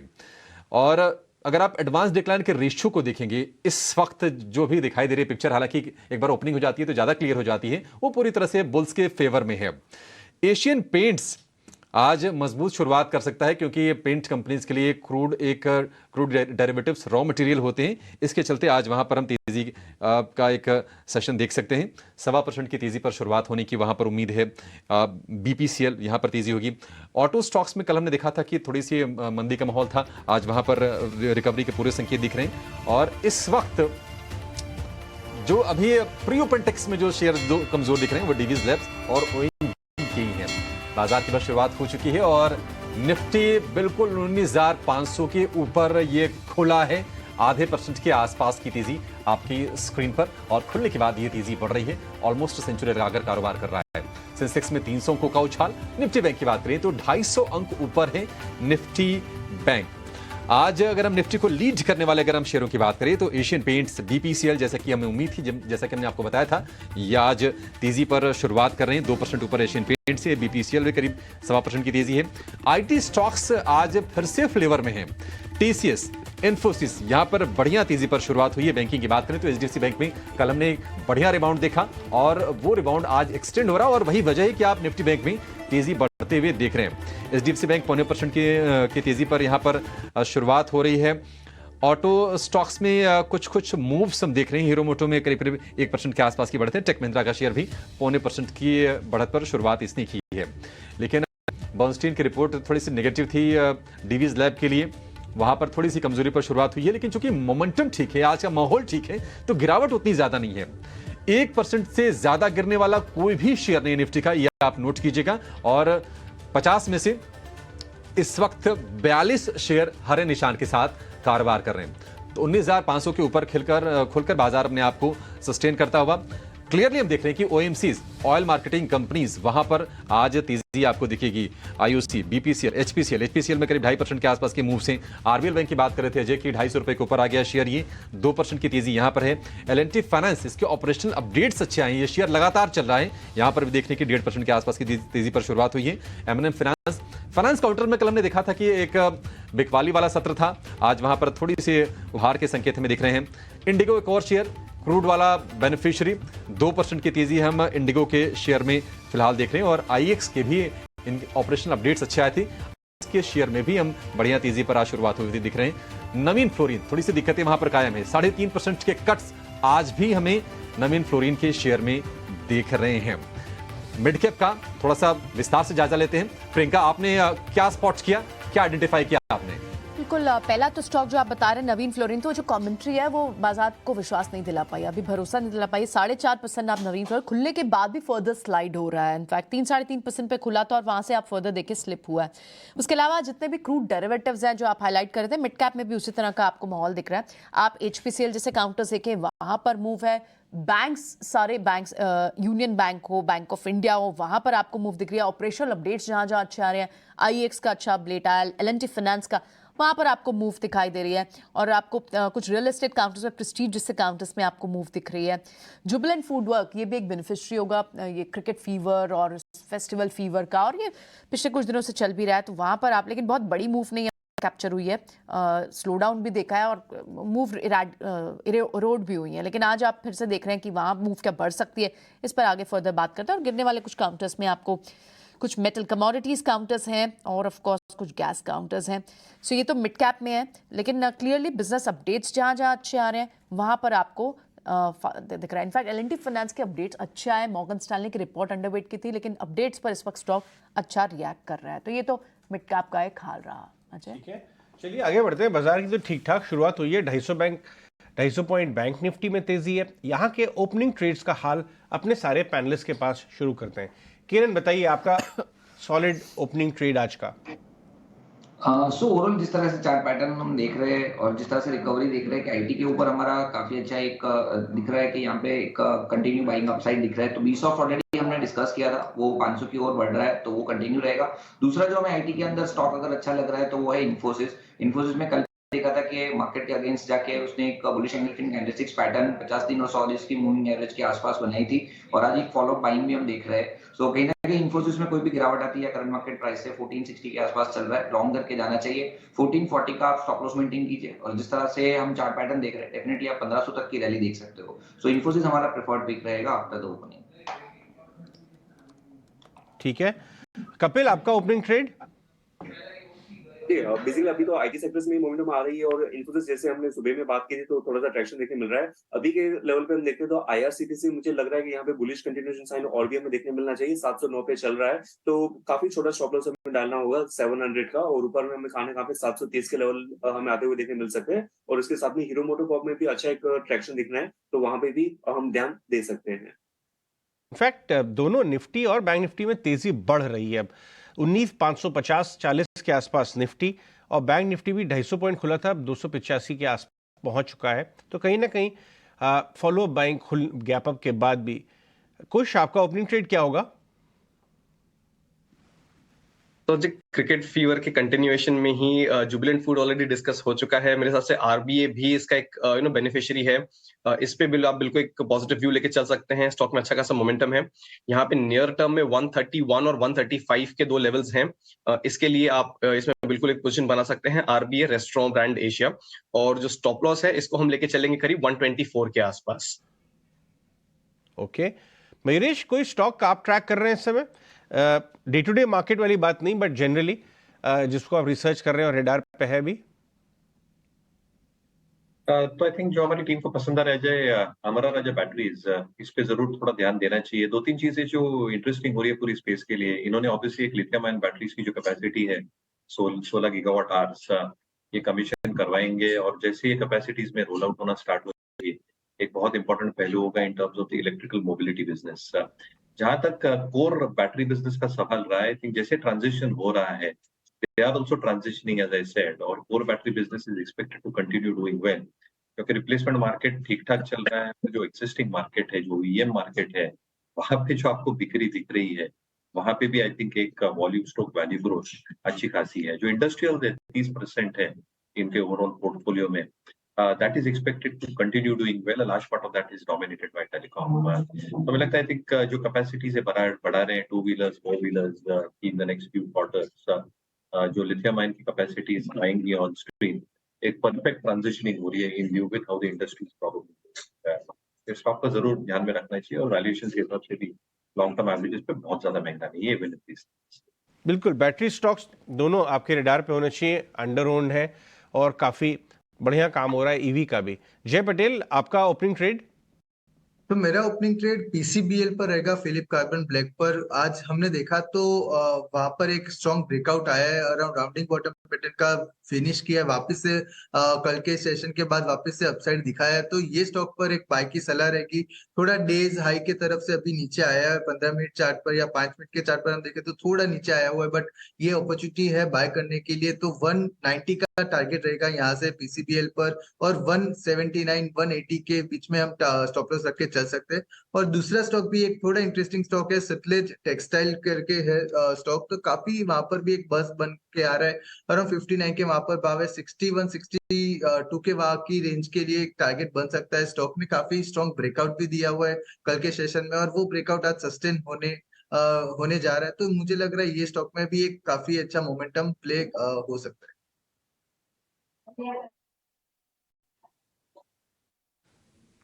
ठीक है, आज हम स्टॉक्स में देख रहे हैं कि एचएएल को लेकर तो खबर थी कि इनको 97 लाइट वेट कॉम्बैट एयरक्राफ्ट बनाने के लिए ऑर्डर मिले हैं।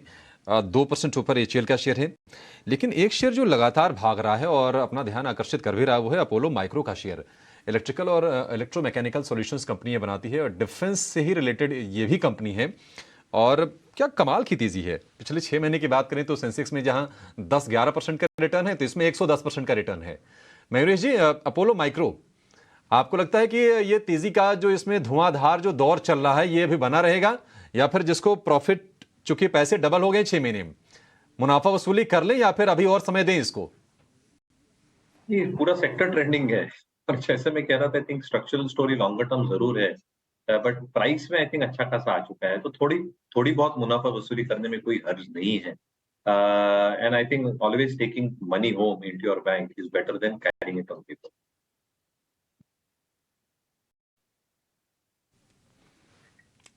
ठीक है, एस्ट्रा माइक्रो नहीं, अपोलो माइक्रो लेकर आएंगे स्क्रीन पर, और निश्चित तौर पर ये पूरा का पूरा मोमेंटम ये है, ये डिमांड वाला तो ट्रिगर है ही, सरकार का पूरा सपोर्ट भी, और पूरा का पूरा स्पेस, वो चाहे डिफेंस में भी अगर आप कैटेगरी ढूंढने जाएंगे, शिपिंग, शिपयार्ड वाली, ये सारे के शेयर चलते हुए आपको दिखाई देने काफ़ी लंबे समय से। आईटीसी आज थोड़ी सी इसमें तेज़ी है, हालांकि जो 450 वाला जो रेजिस्टेंस एक एरिया है, उसको क्रॉस करने में इसको दिक्कत हो रही है। जब से डीमर्जर की खबर आई होटल कारोबार की, इसमें से ना स्टीम बाहर हो गया। आईटीसी में स्ट्रेटजी क्या होनी चाहिए किरण? आईटीसी क्या ये वो शेयर है कि 430-35 की रेंज में इसको ले लें, 50-55 के आसपास जाए तो कुछ फिर से रिव्यू करें इसका? हाँ, तो एग्जैक्टली आपने जैसे बताया वैसे ही ये स्टॉक एक रेंज के अंदर ट्रेड कर रहा है। हालांकि सभी अपनी मॉडर्न मूविंग एवरेजेस के ट्रेड कर रहा है, तो थोड़ा अगर आप बाइंग कर रहे हो तो स्ट्रिक्ट स्टॉप लॉस के साथ कीजिए। वैसे स्टॉक के अंदर हम देख रहे हैं कि ये लो बीटा स्टॉक है, तो इतनी कोई गैप अप या गैप डाउन का रिस्क नहीं है, तो डेफिनेटली मेरे हिसाब से इसमें एक बार अपॉर्चुनिटी यहाँ ढूंढनी चाहिए, क्योंकि सपोर्ट के आसपास ट्रेड कर रहा है, लोअर बैंड के आसपास जो एक रेक्टेंगल पैटर्न बना है, तो 430 के स्टॉप लॉस से आप बाई कीजिए। नीचे में 430 का अच्छा सपोर्ट है, जब तक 430 नहीं तोड़ेगा तब तक चांसेस है कि एक रिबाउंड यहाँ एक्सपेक्टेड है, तो 430 का आप स्टॉप लॉस रखें। करंट मार्केट प्राइस 438 के आसपास है, और ऊपर में जैसे आपने बताया 450 455 तक के लेवल्स हमें देखने को मिल सकते हैं, तो रिस्क रिवॉर्ड रेशियो फेवरेबल है, मेरे हिसाब से लॉन्ग करके जा सकते हैं 430 के स्टॉप लॉस के साथ। आईटीसी पे बात, लेकिन कुछ दूसरे स्टॉक्स, क्योंकि क्रूड डेरिवेटिव्स क्लियरली आपको दिख रहे हैं कि वहाँ एक अच्छा शॉर्ट कवरिंग अबाउट भी दिख रहा है, लॉन्ग बिल्टअप भी दिखाई दे रहा है। इनफैक्ट आप सारे ऑयल मार्केटिंग काउंटर्स को देखिए, HPCL, BPCL, वहाँ मूव है। Paint counters like Asian Paints में वहाँ पर आपको लॉन्ग बिल्टअप भी आपको दिखाई दे रहा है। इनफैक्ट और ETF का फायदा इंडिको जैसे स्टॉक्स को जो मिलेगा, वहाँ पर भी इस वक्त 2% तक की मूव है। क्या इस स्पेस से कोई और कोई इंडिको फॉर दैट मैटर या फिर कोई पेंट स्टॉक चूज करेंगे आप यहाँ कुछ आज के लिए? एक टेक्निकल रिबाउंड आप डेफिनेटली देख रहे हैं, बट यहाँ पे एक सिस्टमिक कह सकते हैं कि भाई रिबाउंड जो है या सस्टेन रिबाउंड जो है, ये फिलहाल इनमें कहीं पे भी नहीं नजर आ रहा है। एक स्टॉक जिसमें कुछ समय तक ट्रैक्शन था, which was Berger paints, but वो भी बहुत तेजी से गिव अप कर चुका है सारे जो गेन्स थे। मेरे हिसाब से यहाँ पे आप थोड़ा सा वेट एंड वॉच करें।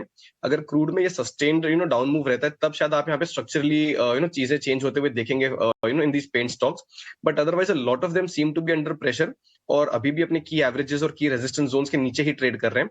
तो मैं कहूंगा थोड़ा वेट एंड वॉच मोड पे रखें इंडिगो और एशियन पेंट्स को, बट फिलहाल बाइंग इनिशिएट ना करें, थोड़ा सा वेट एंड वॉच की रणनीति अपना यहाँ पे। स्टॉक्स में सिर्फ कोई ट्रेडिंग आइडिया ढूंढते हैं, क्योंकि आज एमकेप की एक रिपोर्ट भी आई है कि उन्हें लगता है कि डिमांड तो रोबस्ट रहेगी और सप्लाई लिमिटेड है। ऐसे में उन्होंने टारगेट प्राइस बढ़ाया भी है कई सारे स्टॉक्स का। इंडियन होटल अच्छी मूव है, इनफैक्ट होटल काउंटर्स में से ही कोई आज के लिए बेहतरीन एक पिक भी ढूंढते हैं। कोई कपिल आपके रडार पर होगा होटल स्टॉक? जो एक अच्छा एक मूव कर रहा है, और दूसरा एक TGB होटल्स करके जो काफी निश स्टॉक है और अहमदाबाद में ही वो ऑपरेट कर रहा है। काफी सारे क्रिकेट मैचेस भी हम देख रहे हैं कि वहां से ही ऑपरेट होने वाली है। तो एक TGB स्टॉक एक kind of micro cap stock है, लेकिन लार्ज कैप स्टॉक में हम देखते हैं तो इंडियन होटल ही एक ऐसा स्टॉक है जहां पे स्टॉक में की जो ब्रेकआउट आई थी और उसके बाद में जो रिट्रेस हो गए, प्राइसेस फिर से ऊपर में अभी मूव करने लग रहे हैं। तो 415 के लेवल पे चल रहा है, तो थोड़ा सा ऊपर में सस्टेनेबिलिटी देखने मिलता है। तो मुझे लगता है स्टॉक्स में प्राइसेस में और भी हमें इंप्रूवमेंट आ सकती है शॉर्ट टर्म 430 के लेवल तक की। इनफैक्ट लेमन ट्री भी फोकस में है, लेमन ट्री को भी लेके आइए एक बार। लेमन ट्री का चार्ट भी देखना बनता है, वहां भी न्यूज फ्लो पॉजिटिव है, 2% ऊपर। ओके किरण, मैं आपसे जिंदल ड्रिलिंग डिस्कस करना चाहूंगा। 3% ऊपर है, 650 के ऊपर ये धीरे धीरे बढ़ता चला जा रहा है। डेटे साहब इसका लंबा चार्ट लेके आइए। किरण, क्या ट्रेड बैठ सकता है यहाँ पे? डेज हाई की तरफ बढ़ रहा है जिंदल ड्रिलिंग। सर जुबलिन ड्रिलिंग की अगर हम बात करें तो जिस तरह के डेली चार्ट हम देख रहे हैं, कहीं ना कहीं एक ब्रेकआउट लेवल के आसपास ही ट्रेड कर रहा है। रिसेंटली हमने देखा था कि पिछले 5 दिन से कंटिन्यूली ये स्टॉक जो 570 580 के आसपास ट्रेड कर रहा था, वो 600 के आसपास ट्रेड कर रहा है। कहीं ना कहीं अपनी 20 डेज मूविंग एवरेज का अच्छा सपोर्ट लेके ट्रेड कर रहा है। आप मंथली या तो वीकली चार्ट पे देखोगे तो वहां पे जो 2009 के हाई से उसके आसपास ट्रेड कर रहा है अभी वीकली चार्ट के हिसाब से या तो मंथली चार्ट के हिसाब से। सो कहीं ना कहीं 650 का जो लेवल है वो हमें ध्यान रखना पड़ेगा। ये वीकली क्लोजिंग कल हमें मिलेगी। अगर कल का क्लोजिंग भी 650 के ऊपर रहता है, then there are very good chances कि ये जो अप ट्रेंड है वो कंटिन्यू रहेगा, एंड देयर आर चांसेस कि हम ऊपर में 700 प्लस के टारगेट देख सकते हैं। तो as of now daily chart के हिसाब से अगर कोई डिप आता है तो डिप में बाई कीजिए। से फॉर एग्जांपल 650 640 के बीच में आता है तो वहां पे बाई कीजिए। जिनके पास ये पोजीशन है वो डेफिनेटली होल्ड रख सकते हैं। 620 का आप स्टॉप लॉस कीजिए और वीकली क्लोजिंग का वेट कीजिए। अगर जैसे ही वीकली क्लोजिंग 650 के ऊपर आता है, then there are very good chances कि हम एक इसमें और बड़ा ट्रेंड एक्सपेक्ट कर सकते हैं। कुछ ये देखिए, जोमेटो, आप क्रिकेट वाले स्टॉक्स ट्रैक कर रहे थे ना, 5% ऊपर 105 की तरफ जाता हुआ, क्या लगता है यहां से टारगेट?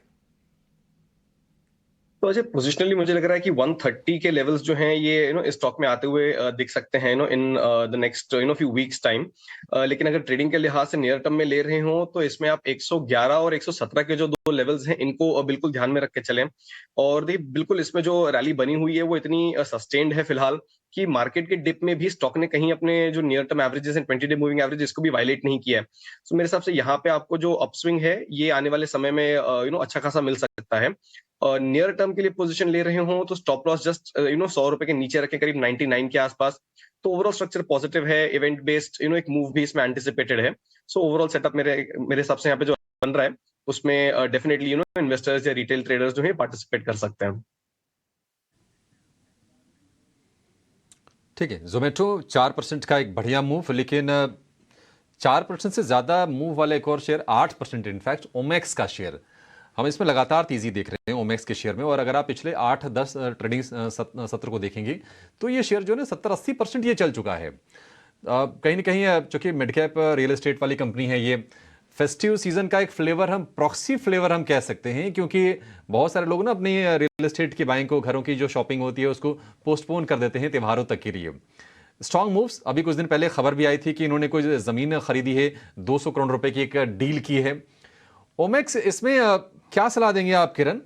शेयर काफी चला हुआ है, बीच में थोड़ा सा ये नीचे जरूर आया, लेकिन उसके बाद फिर से स्ट्रॉन्ग मूव्स आज दिख रहे हैं, क्या सलाह होगी आपकी?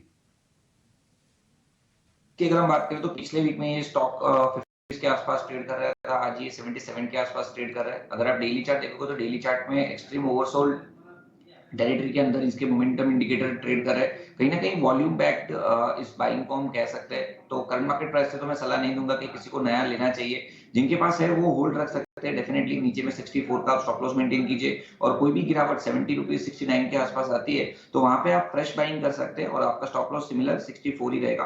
तो 64 के स्टॉप लॉस से आप होल्ड कर सकते हैं, या कोई भी गिरावट में आप नई पोजीशन ऐड कीजिए। और जिस तरह के चार्ट पैटर्न है ओवरऑल ऊपर में आप 80 से लेके 85 तक के लेवल एक्सपेक्ट कर सकते हैं।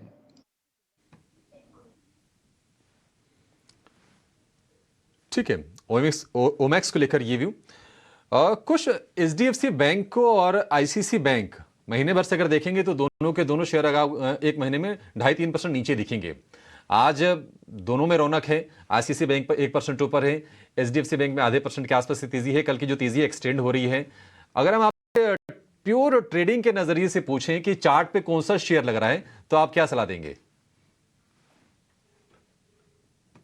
अभिषेक, अगर सिर्फ ट्रेडिंग के व्यू से लेना हो तो यहाँ पे आईसीआईसीआई बैंक में जो मोमेंटम है ये आपको जल्दी लौटता हुआ नजर आएगा। एचडीएफसी बैंक में काफी सारे जो पॉइंट्स हैं इनका हैंगओवर है, और इसीलिए आप देखेंगे कि काफी सारे जो हायर लेवल्स हैं इनमें आपको रेजिस्टेंस और सप्लाई जोन्स बहुत ही क्लियरली नजर आएंगे। लेकिन आईसीआईसीआई बैंक जो इसका एक नियर टर्म सपोर्ट जोन है 920 से लेके 930 का, इसके बीच में कल भी जो इसका लो बना था उसी के आसपास बना था, और वहीं से स्टॉक ने रिबाउंड किया है। तो मेरे हिसाब से यहाँ पे अपसाइड जो है ये थोड़ा क्लियर है, the runway is a little clear for ICICI bank.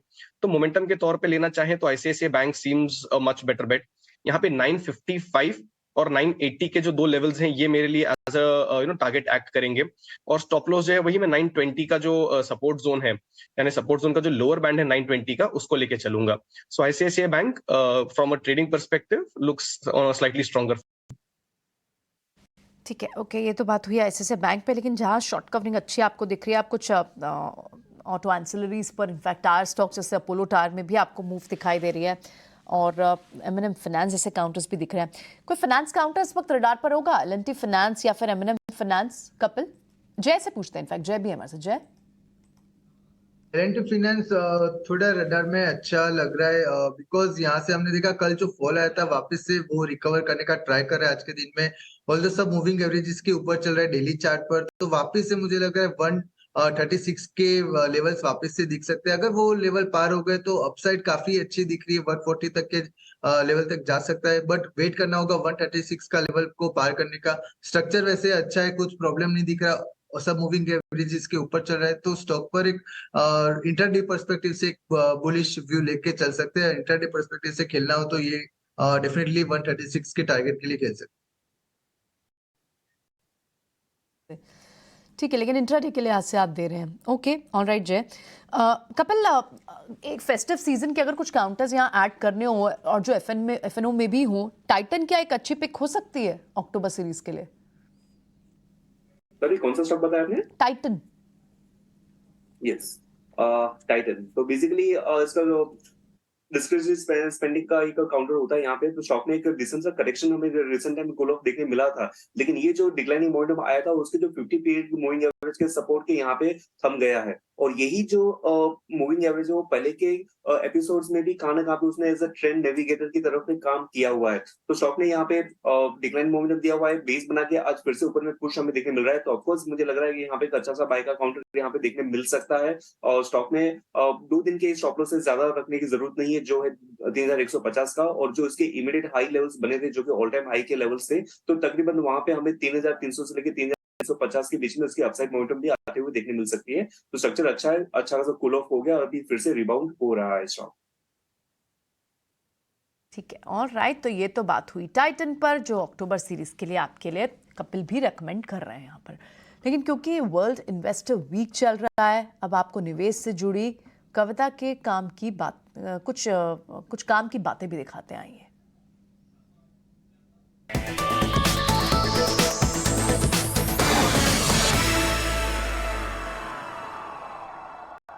बूंद बूंद से सागर बनता है, सुना तो होगा आपने। अब कई बार निवेशक जो है बाजार में निवेश करने के लिए एक मोटी रकम इकट्ठा करने का इंतजार करते हैं और इसी चक्कर में निवेश रह जाता है। कई बार निवेशक ये सोचते हैं कि जब बचत होगी तभी तो निवेश शुरू कर पाएंगे। भाई एक्सक्यूजेस आपके जो भी हो, सभी का जवाब ना एक ही है, SIP यानी सिस्टमैटिक इन्वेस्टमेंट प्लान। आप सोचेंगे इससे आप निवेश को लेकर क्या फायदा, मैं बताती हूँ। जैसा कि मैंने आपको शुरुआत में कहा था, बूंद बूंद से सागर बनता है, तो SIP भी वही बूंद है जो आपके सागर रूपी आर्थिक लक्ष्य को पाने में आपकी मदद करता है। SIP बाजार में किश्तों में पैसे लगाने का माध्यम है। आप किश्तों में चाहे तो स्टॉक खरीदें या म्यूचुअल फंड खरीदें, यानी SIP के जरिए आप स्टॉक में भी निवेश कर सकते हैं और निवेशक जो है म्यूचुअल फंड भी खरीद सकते हैं। अब SIP बाजार में निवेश का ब्रह्मास्त्र भी है। आप सोच रहे होंगे क्यों? क्योंकि अगर आप म्यूचुअल फंड खरीद रहे हैं या म्यूचुअल फंड में आप SIP कर रहे हैं, तो म्यूचुअल फंड में 500 रुपए या कुछ फंड में तो आप 100 रुपए तक का भी निवेश शुरू कर सकते हैं, यानी आप 100 रुपए की भी SIP कर सकते हैं, जिससे आपको निवेश शुरू करने का मौका मिल सकता है। SIP की राशि से आप उतनी राशि का म्यूचुअल फंड यूनिट खरीदते हैं और अपने निवेश के सफर का श्री गणेश करते हैं। यहाँ पर जरूरी ये जानना है कि SIP की राशि आपको बढ़ाते रहनी होगी और निवेश की राशि को आप अपनी सुविधानुसार घटा या बढ़ा सकते हैं। आप रोजाना, हर हफ्ते, हर माह, हर तिमाही, हर छमाही SIP भी कर सकते हैं और अपनी सहूलियत के हिसाब से SIP को रोक भी सकते हैं। आप SIP की शुरुआत ऑनलाइन या ऑफलाइन कर सकते हैं। जिस फंड हाउस की स्कीम में आपको निवेश करना है, सभी KYC प्रक्रिया को बस पूरा कर देना है, उसके बाद SIP का मैंडेट आपको दे देना है और बस आपका निवेश SIP के जरिए शुरू।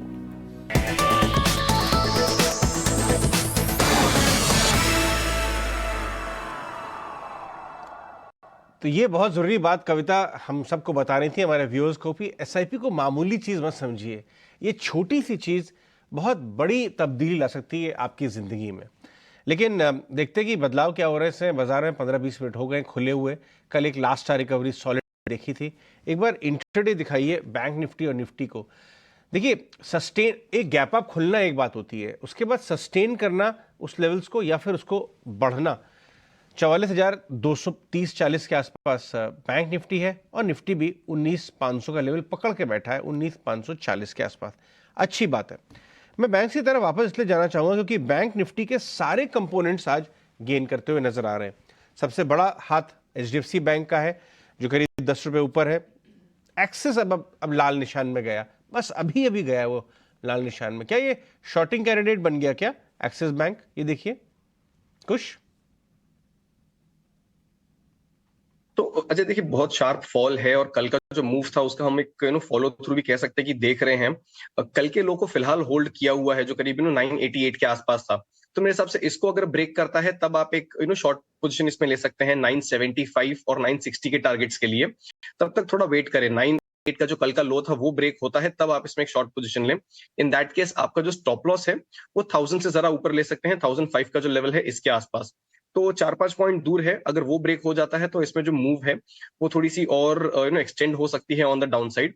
तो 988 के ब्रीच होने का वेट करें।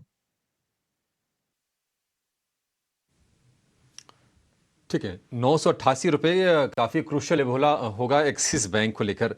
आज हम देख रहे हैं कि कंजम्पशन वाले जो शेयर है ना, जहां पर कल हम तेज़ी देख रहे थे, थोड़ा सा सपोर्ट निकल के आ रहा था, हल्की हल्की प्रॉफिट बुकिंग आ रही है। कमज़ोरी बिल्कुल नहीं है क्योंकि ये शेयर चले हुए थे। नेस्ले को आप देख लीजिए, HUL को देख लीजिए, ब्रिटानिया, ये शेयर आज कमज़ोर हैं। कपिल, आप ज़रा बताइए कहाँ पर आपको मोमेंटम अभी मजबूत दिख रहा है, कहां पर थोड़े से डिप्स में खरीदारी के मौके बन सकते हैं, ये बताइए जरा आप।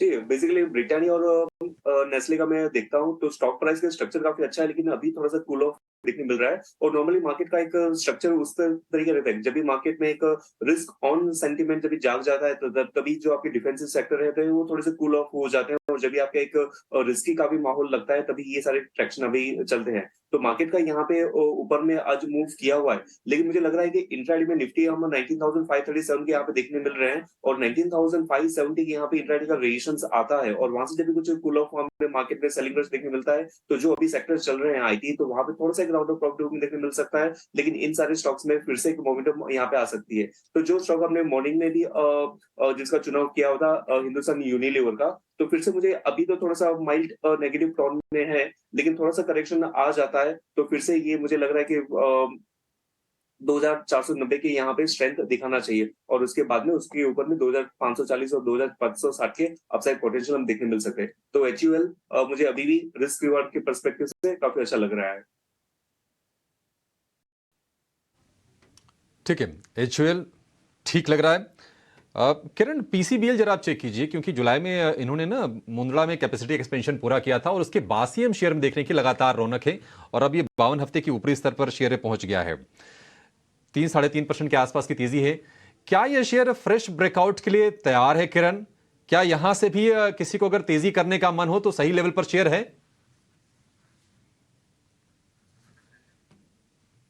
अच्छा ठीक है, कुछ आप ही व्यू दीजिए PCBL पर भी।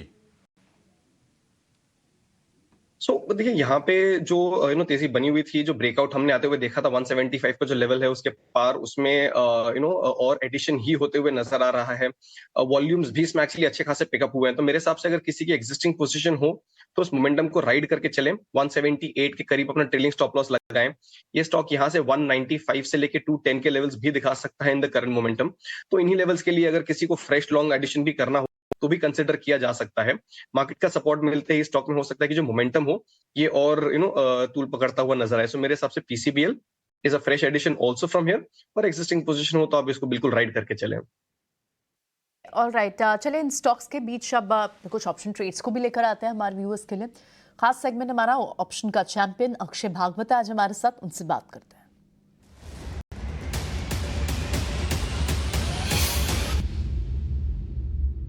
मॉर्निंग अक्षय, बताएं आज कौन सा चैंपियन लेकर आए आप ऑप्शंस का हमारे लिए? जी गुड मॉर्निंग। तो ऑप्शंस के चैंपियन में आज रेकमेंड कर रहे हैं वो स्टॉक का नाम है HDFC एसेट मैनेजमेंट कंपनी। तो HDFC AMC का करीबन प्राइस चल रहा है 2670 के, और 2700 में स्ट्रॉन्ग प्रेजेंस है कॉल राइटिंग की, और इसकी रिजल्ट है 12 अक्टूबर को। तो हमारा मानना है कि पे आपको जिस 2700 के कॉल में अनवाइंडिंग दिख जाएगी, जो प्रोसेस ऑलरेडी स्टार्ट हो चुका है, और जल्द ही हमको 2750 से 2800 तक, अक्टूबर 15 तक इसमें टारगेट देखने को मिल सकते हैं। तो रणनीति रहेगी कि आपको वेनिला कॉल बाय करनी है 2700 की, जो करीबन 65-70 के आसपास चल रही है। स्टॉप लॉस बनाए प्रीमियम पे 39 का, फर्स्ट टारगेट बनेगा इसका 105 और दूसरा 115। तो एब्सोल्यूट टर्म्स में अगर मैं लॉट साइज जो इसका 300 है वो हिसाब से प्रॉफिट और लॉस गिनूं तो 1000 का प्रॉफिट और 6000 का रिस्क, ये आप रिस्क रिवॉर्ड का पे ऑफ ये ट्रेड में बना के चले। चलिए ठीक है, 300 का लॉट साइज है, और आपको अब अक्टूबर की ये कॉल खरीदना है 70 या फिर 65 या 70 के बीच में। ठीक है अक्षय, बहुत बहुत शुक्रिया। HDFC AMC पर आपकी आज की कॉल खरीदने की राय रहेगी ऑप्शन का ट्रेड, लेकिन स्टैंडर्ड डिस्क्लेमर, अपने आप फाइनेंशियल एडवाइजर से इस पर बात भी कर लें, क्योंकि थोड़े रिस्की ट्रेड होते हैं ऑप्शन के ट्रेड्स। लेकिन इस बीच पिछले कुछ मिनटों में जो हमने मूव देखी है वो कहाँ आई है, क्योंकि मार्केट तो ऑफकोर्स खुलने के बाद भी उन लेवल्स पर ही रहा है, और इनफैक्ट उनसे थोड़ी सी फॉलो बाइंग भी आई है। L&T स्टॉक्स में मूव बढ़ी है, ऑटो स्टॉक्स में और टाटा मोटर्स जैसे स्टॉक्स में भी मूव बढ़ी है, और क्रूड डेरिवेटिव्स तो चल ही रहे हैं। At the same time finance counters, क्योंकि बजाज फाइनेंस यहाँ पर ये न्यूज़ पहले ही आ गई थी, लगभग 3,000 करोड़ फंड रेज करने हैं, बोर्ड बैठक है और एक्सपेंशन में यूज़ होगा माइक्रो फाइनेंस इंस्टीट्यूशन के लिए, हायर ग्रोथ के लिए, और बिजनेस अपडेट्स भी अच्छा है। इन सब के बाद बजाज फाइनेंस आज तो थोड़ा सा फ्लैट सा ही कारोबार कर रहा है, लेकिन क्या ये एक अच्छा काउंटर है यहाँ से प्लस करने का? बिजनेस अपडेट्स अच्छे आ रहे हैं, देखिए बैंक्स ऑफ फाइनेंस चल रहे हैं और इनके पास तो एक फंड रेजिंग की न्यूज़ भी है। क्या बजाज फाइनेंस पर किरण आपकी क्या राय होगी? ट्रेडिंग लेंगे, यहाँ से पोजीशन लेंगे? किरण नहीं है हमारे साथ, कपिल है, लेकिन कपिल से पूछते हैं। कपिल, बजाज फाइनेंस? बजाज फाइनेंस का ओवरऑल स्ट्रक्चर देखते तो काफी अच्छा है। एक हायर लेवल पे उसने एक रेक्टेंगल पैटर्न बनाया हुआ और रेक्टेंगल पैटर्न का जो ड्यूरेशन हम देख रहे हैं वो तकरीबन 30 महीनों का है, तो यानी 1.5 साल स्टॉक प्राइस का एक बेस बना हुआ और वहां से हमें एक ब्रेकआउट भी देखने मिला हुआ है। लेकिन ब्रेकआउट के बाद में पिछले 2 दिन से हमें कुछ सेलिब्रेशन देखने मिल रहा है, तो आपका स्टॉक का स्ट्रक्चर तो काफी अच्छा है, लेकिन थोड़ा सा कूल ऑफ अभी कर रहा है। तो स्टॉक प्राइस 7,874 पे अभी ट्रेड कर रहा है, तो मुझे इसके इमीडिएट सपोर्ट लेवल इंट्राडे के चार्ट में कहा ना हमें 7,750 के यहाँ पे देखने मिल रहे हैं। तो स्टॉक थोड़ा सा नीचे में वीक होता है और 7,750 के लेवल के यहाँ पे आता है, वहां पे इसकी इंट्राडे के मूविंग एवरेज का भी सपोर्ट है। तो मुझे लगता है उस लेवल के यहाँ पे स्टॉक का रिस्क और रेशियो काफी अच्छा रह जाएगा। तो थोड़ा सा पिन आने दीजिए और उसके बाद में पोजीशन इसमें इनिशिएट कर सकते हैं। ब्रॉडर स्ट्रक्चर स्टॉक के लिए काफी अच्छा है। तो लेकिन आप कंडीशनल बाय करेंगे, किन लेवल्स पर एक बार फिर से दोहराएंगे, किन लेवल्स पर एंटर करेंगे आप? जी, अभी 7877 पे चल रहा है, तो मेरा नीचे का लेवल 7745 का है, तो ऑलमोस्ट 100 से 125 पॉइंट नीचे के बाद में। ठीक है, आप थोड़ा सा नीचे खरीदेंगे, लेकिन स्ट्रक्चर अच्छा दिख रहा है जिसमें मूव बन सकती है, बट ये राइट लेवल नहीं है एज पर कपिल। ठीक है, लेकिन इस वक्त लेवल कौन से हैं, राइट सेक्टर्स कौन से हैं, कहाँ पर पोर्टफोलियो बनाने के लिए सही स्ट्रैटेजी आपकी क्या होनी चाहिए, ये सब बात हमने जब की लैंसडाउन के को फाउंडर विक्रम कोटक से, तो आइए उन्होंने कई सारे इंफॉर्मेशन, कई सारे यूजफुल इंसाइट्स हमारे साथ शेयर किए, आपको सुनवाते हैं वो खास कॉन्वर्सेशन। नमस्कार, आप देख रहे हैं ET Now स्वदेश, मैं हूं अजय शर्मा। स्वदेश की सेकेंड एनिवर्सरी पे हम मार्केट के दिग्गज, इंडस्ट्रियल स्टॉलवर्ड्स सबके साथ बातचीत कर रहे हैं और पिछले 2 साल का सफ़र के बारे में बात भी कर रहे हैं, जिन्होंने हमें अपना सहयोग दिया, कंट्रीब्यूशन, गाइडेंस दी हमेशा। और ऐसे ही एक गेस्ट जो हमारे साथ आज जुड़ रहे हैं वो हैं विक्रम कोटक। विक्रम कोटक को कोई इंट्रोडक्शन की ज़रूरत नहीं है, बाज़ार से जुड़े हुए करीब 3 डेकेड्स के साथ और हमेशा ET Now स्वदेश पे हमें गाइडेंस देते रहते हैं। विक्रम जी, बहुत बहुत शुक्रिया आज भी हमसे बात करने के लिए। थैंक यू सो मच, और आपको काफ़ी शुभकामनाएं 2 साल पूरा करने के लिए। और मैं मानता हूँ ET Now का काम कर रहा है इन्वेस्टर अवेयरनेस के लिए और फाइनेंशियल नॉलेज स्प्रेडिंग के लिए, तो lot of congratulation from my side. Thank you Vikram. Vikram, मैं देख रहा हूँ कि आप भी देश भर में ट्रैवल करते रहते हैं। ये जो एक रिटेल इन्वेस्टर का जागरूकता का एक वेव आ रहा है, इनफैक्ट वही नहीं, HNIs भी, इंडिया के जो HNIs हैं वो ट्रेडिशनली डेट और गोल्ड की तरफ और प्रॉपर्टी की तरफ बहुत टिल्टेड रहते थे और एसेट एलोकेशन उनका इक्विटी की तरफ कम रहता था, वो बदल रहा है। और इसी वजह से हम देख रहे हैं कि बाजार के फॉल जो हैं बहुत शैलो होते जा रहे हैं। जब आप अपनी फर्म फंड रन करते हैं, आपको ये स्ट्रक्चरल चेंज दिख रहा है? आपने इतने लंबे समय तक देखा है बाजार को, या आपको लगता है क्योंकि बाजार अच्छा है तो ये थोड़ा वेव आ गया है, बाजार खराब हुआ तो ये वापस वेव चली जाएगी? No, I think I am fully agree with you Ajay, ये काफी स्ट्रक्चरल है और जब तक इन्वेस्टर इन्वेस्ट कर रहा है ये स्ट्रक्चरल रहेगा।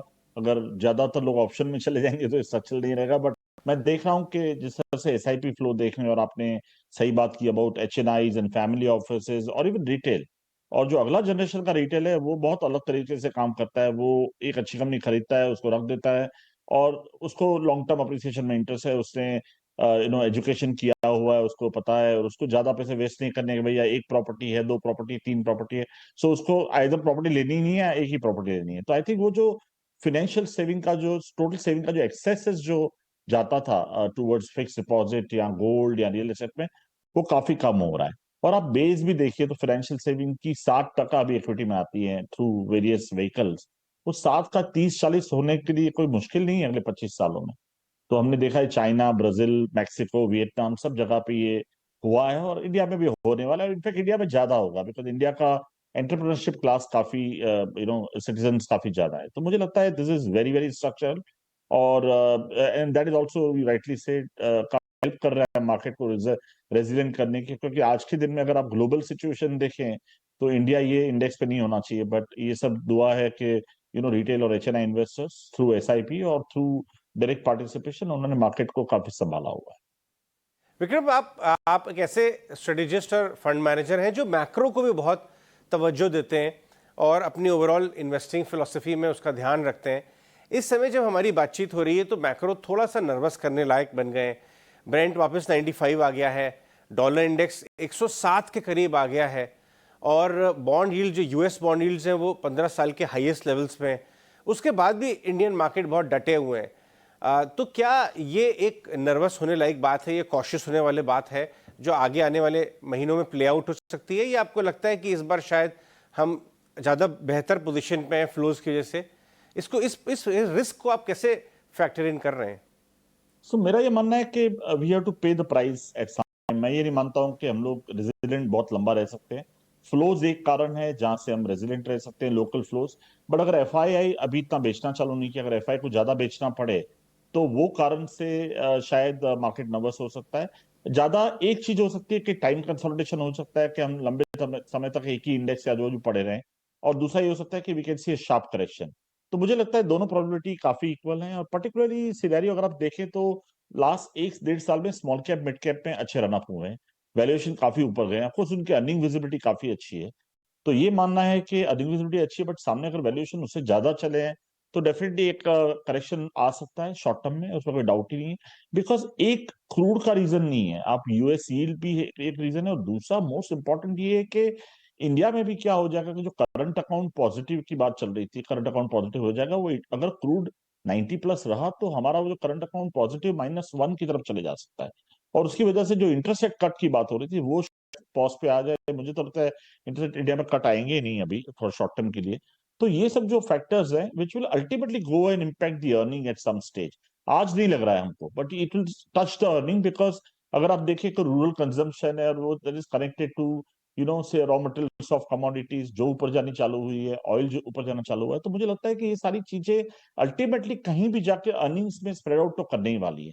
And when you start seeing earning growth kind of projection going down, then market will understand, then time it. That's what is going to happen. अगर आप यही सिचुएशन मार्च में होती 16,000 के निफ्टी में, तो मैं बोलता कि नहीं ठीक है, आई थिंक वैल्यूएशन अपने साथ है। यहाँ पे एक है कि वैल्यूएशन ऐसी जगह पे आके खड़े, बहुत महंगे नहीं है, but definitely above average valuation, which is start of the little sign of worry कि where market can see a some kind of what you say correction, or it can see a long time consolidation. And also अपने sir पे stations भी हैं 5, तो वो भी थोड़ा सा वोलेटिलिटी रहेगी। अच्छी बातें ये है इंडिया के लिए आज के दिन में कि सारे डेटा पॉइंट्स बहुत पॉजिटिव हैं। ऑटो नंबर से, जीएसटी नंबर से देख लें आप, या आप पावर कंजम्पशन पे देख लें, एनपीए साइकिल देख लें, सारे नंबर्स जो मैं देख रहा हूँ नंबर्स बहुत ही अच्छे हैं, फंडामेंटली काफी स्ट्रांग है। तो ये एक बड़ा पॉजिटिव पॉइंट है इंडिया के लिए। बाकी सारे पॉइंट एज ऑन टुडे थोड़े से टिल्स करते हैं नेगेटिव की तरफ। आपने इलेक्शंस की बात की, उसकी भी बात करना जरूरी है, क्योंकि ये 9 इयर्स ऑफ ये गवर्नमेंट के हैं, वो बहुत रिफॉर्म से फिल रहे हैं। स्टॉक मार्केट को इनका डायरेक्ट बेनिफिट मिलता आया है और फ्लोज भी अच्छे रहे। लेकिन अब कुछ लोग जो हैं वो नर्वस हो रहे हैं कि 24 के में इलेक्शन आएंगे, स्टेट इलेक्शन है उसके पहले, क्या मोमेंटम, पॉलिसी मोमेंटम की कंटिन्यूटी रह पाएगी या नहीं, या अगर वो नहीं रहती है तो क्या सवाल उठ सकते हैं? उसको आप इस पूरी ये गेम ऑफ प्रोबेबिलिटीज है, आप कैसी प्रोबेबिलिटीज अपनी लेके चल रहे हैं? बड़ा मुश्किल है प्रोबेबिलिटी को डिफाइन करना, बट ये है कि हम as a fund management principle हम ये देखते हैं कि मैक्रो क्या कर रहा है, वैल्यूएशन कहाँ पे है। अगर वैल्यूएशन अगर आज फॉर एग्जांपल अगर निफ्टी 14,000 पे होती तो शायद मैं ये सोचता भी नहीं कि इलेक्शन क्यों आ रहे हैं, क्या फर्क पड़ता है, बिकॉज वैल्यूएशन आपके साथ है। बड़ा जो वैल्यूएशन थोड़े से अबव एवरेज की तरफ चले गए हैं, वहां ऐसा लगता है कि आपको थोड़ा सा देखना चाहिए आगे जाके क्या होगा। और पर्टिकुलरली जहाँ पे रॉ मटेरियल प्राइसेस ऊपर जा रहे हैं, इंडिया का क्रूड डिपेंडेंस काफी है ग्लोबल पे। और आप ये सोचिए ना, 4.60 4.70 की 10 ईयर बॉन्ड यील्ड यूएस की, कौन सा इन्वेस्टर पैसा डालेगा दूसरी कंट्री में अगर 4.5 पौने 5 टका उसको 10 साल यूएस ट्रेजरी में मिल रहा है, विच इज अ रिस्क फ्री, और उसके ऊपर अगर 200-300 बेस पॉइंट की फॉरवर्ड कॉस्ट ऐड कर लो तो 6.5-7 टका तो आपको मिनिमम कमाना पड़ेगा कोई भी कंट्री में जाओगे तो। तो वो करने के लिए पैसा आने का शॉर्ट टर्म में संभावना काफी कम है। तो मेरा ये मानना है कि market has to price somewhere, और वॉलेटिलिटी बढ़, ऐसे नहीं मानता हूँ कि बहुत रिफॉर्म्स में चेंज होंगे, बट वॉलेटिलिटी काफी बढ़ जाएगी। तो अपनी जो आई होती है, जो इन्वेस्टर की आई होती है, वो चेंज हो जाती है हायर वैल्यूएशन पे। वैल्यूएशन ऊपर होता है तो हर अच्छा न्यूज जल्दी डिस्काउंट हो जाता है, राइट? और वैल्यूएशन अगर नीचे होते हैं तो हर बुरे न्यूज को हम फेंक देते हैं, मतलब छोड़ो यार क्या फर्क पड़ता है। So I think right now the time is to be little bit alert, and I must say a little bit cautious. Definitely, particularly small cap and mid cap, where the valuations have touched very high. So I think we're very little careful about the market. It can give you a lot of better opportunity over the next 6 to 8 months. तो S Lansdowne के विक्रम कोटक से ये खास बातचीत आप सुन रहे थे। बाजार पर लौटेंगे और कुछ और स्टॉक्स का हम जिक्र करेंगे जहां पर एक्शन है। बाजार की बात करें तो सेंचुरी लगाकर निफ्टी 19,530 के ऊपर कारोबार कर रहा है। सेंसेक्स में 350 अंकों की तेजी। निफ्टी बैंक की बात करें तो वहां पर तेजी बढ़ी है, वहां पर तेजी बढ़ के 300 अंकों के आसपास की हो गई है और निफ्टी के मुकाबले आपको निफ्टी बैंक में तेजी ज्यादा दिखेगी और वो तेजी आई है आज हम देखेंगे मुख्य तौर पर आईसीसी बैंक में, एचडीएफसी बैंक में जो रौनक है उसके चलते। कपिल, सुज़लॉन जरा चेक कीजिए, क्योंकि सुज़लॉन में हम मोमेंटम बढ़ते हुए देख रहे हैं। Already multi year high per year share trade कर रहा है सुज़लॉन का, 3.5% के आसपास की तेजी आज हम देख रहे हैं। 30 रुपए के मुहाने पर यह खड़ा है शेयर। सुज़लॉन में अब यहां से भी आप तेजी देख रहे हैं, चार्ट क्या संकेत दे रहे हैं आपको? जो इस टाइम पे सुज़लॉन जो लेवल बना है 28, 29 के, तो मैं हिस्ट्री में जाके मैं देखता हूँ कि लास्ट टाइम ये लेवल्स कब बने हुए थे, तो कहाँ ना कहाँ पे हिस्ट्री 2012 के ऊपर के आती है। तो ऑलमोस्ट 12 से 13 के साल के बाद में ये हमारा एक ब्रेकआउट देखने मिल रहा है 29 के ऊपर का। तो स्ट्रक्चरली हाँ, ये स्टॉक काफी पॉजिटिव में आ गया है, बट लेकिन यहाँ पे अगर फ्रेश बाय मुझे बाय करना होता है तो थोड़ा सा कंसर्न रहेगा, क्योंकि हर एक टाइम फ्रेम पे मंथली, वीकली, डेली पे ये एक स्टॉक ओवरसोल्ड हो गया है। बट डेफिनेटली करंट लेवल पे कोई रिवर्सल साइन नहीं है, तो जो कोई ट्रेडर इन्वेस्टर यहाँ पे होल्ड करते हैं तो यानी होल्ड करना चाहिए, और 29 के लेवल के ऊपर सस्टेन करता है तो ये काफी एक पॉजिटिव डेवलपमेंट में भी है। और नेक्स्ट बेस अपसाइड पोटेंशियल इस स्टॉक के लिए कहाँ ना कहाँ पे 35 का हमें आते हुए देखने मिलता है, तो स्टॉक को ऑफकोर्स होल्ड करना चाहिए 35 के टारगेट के लिए।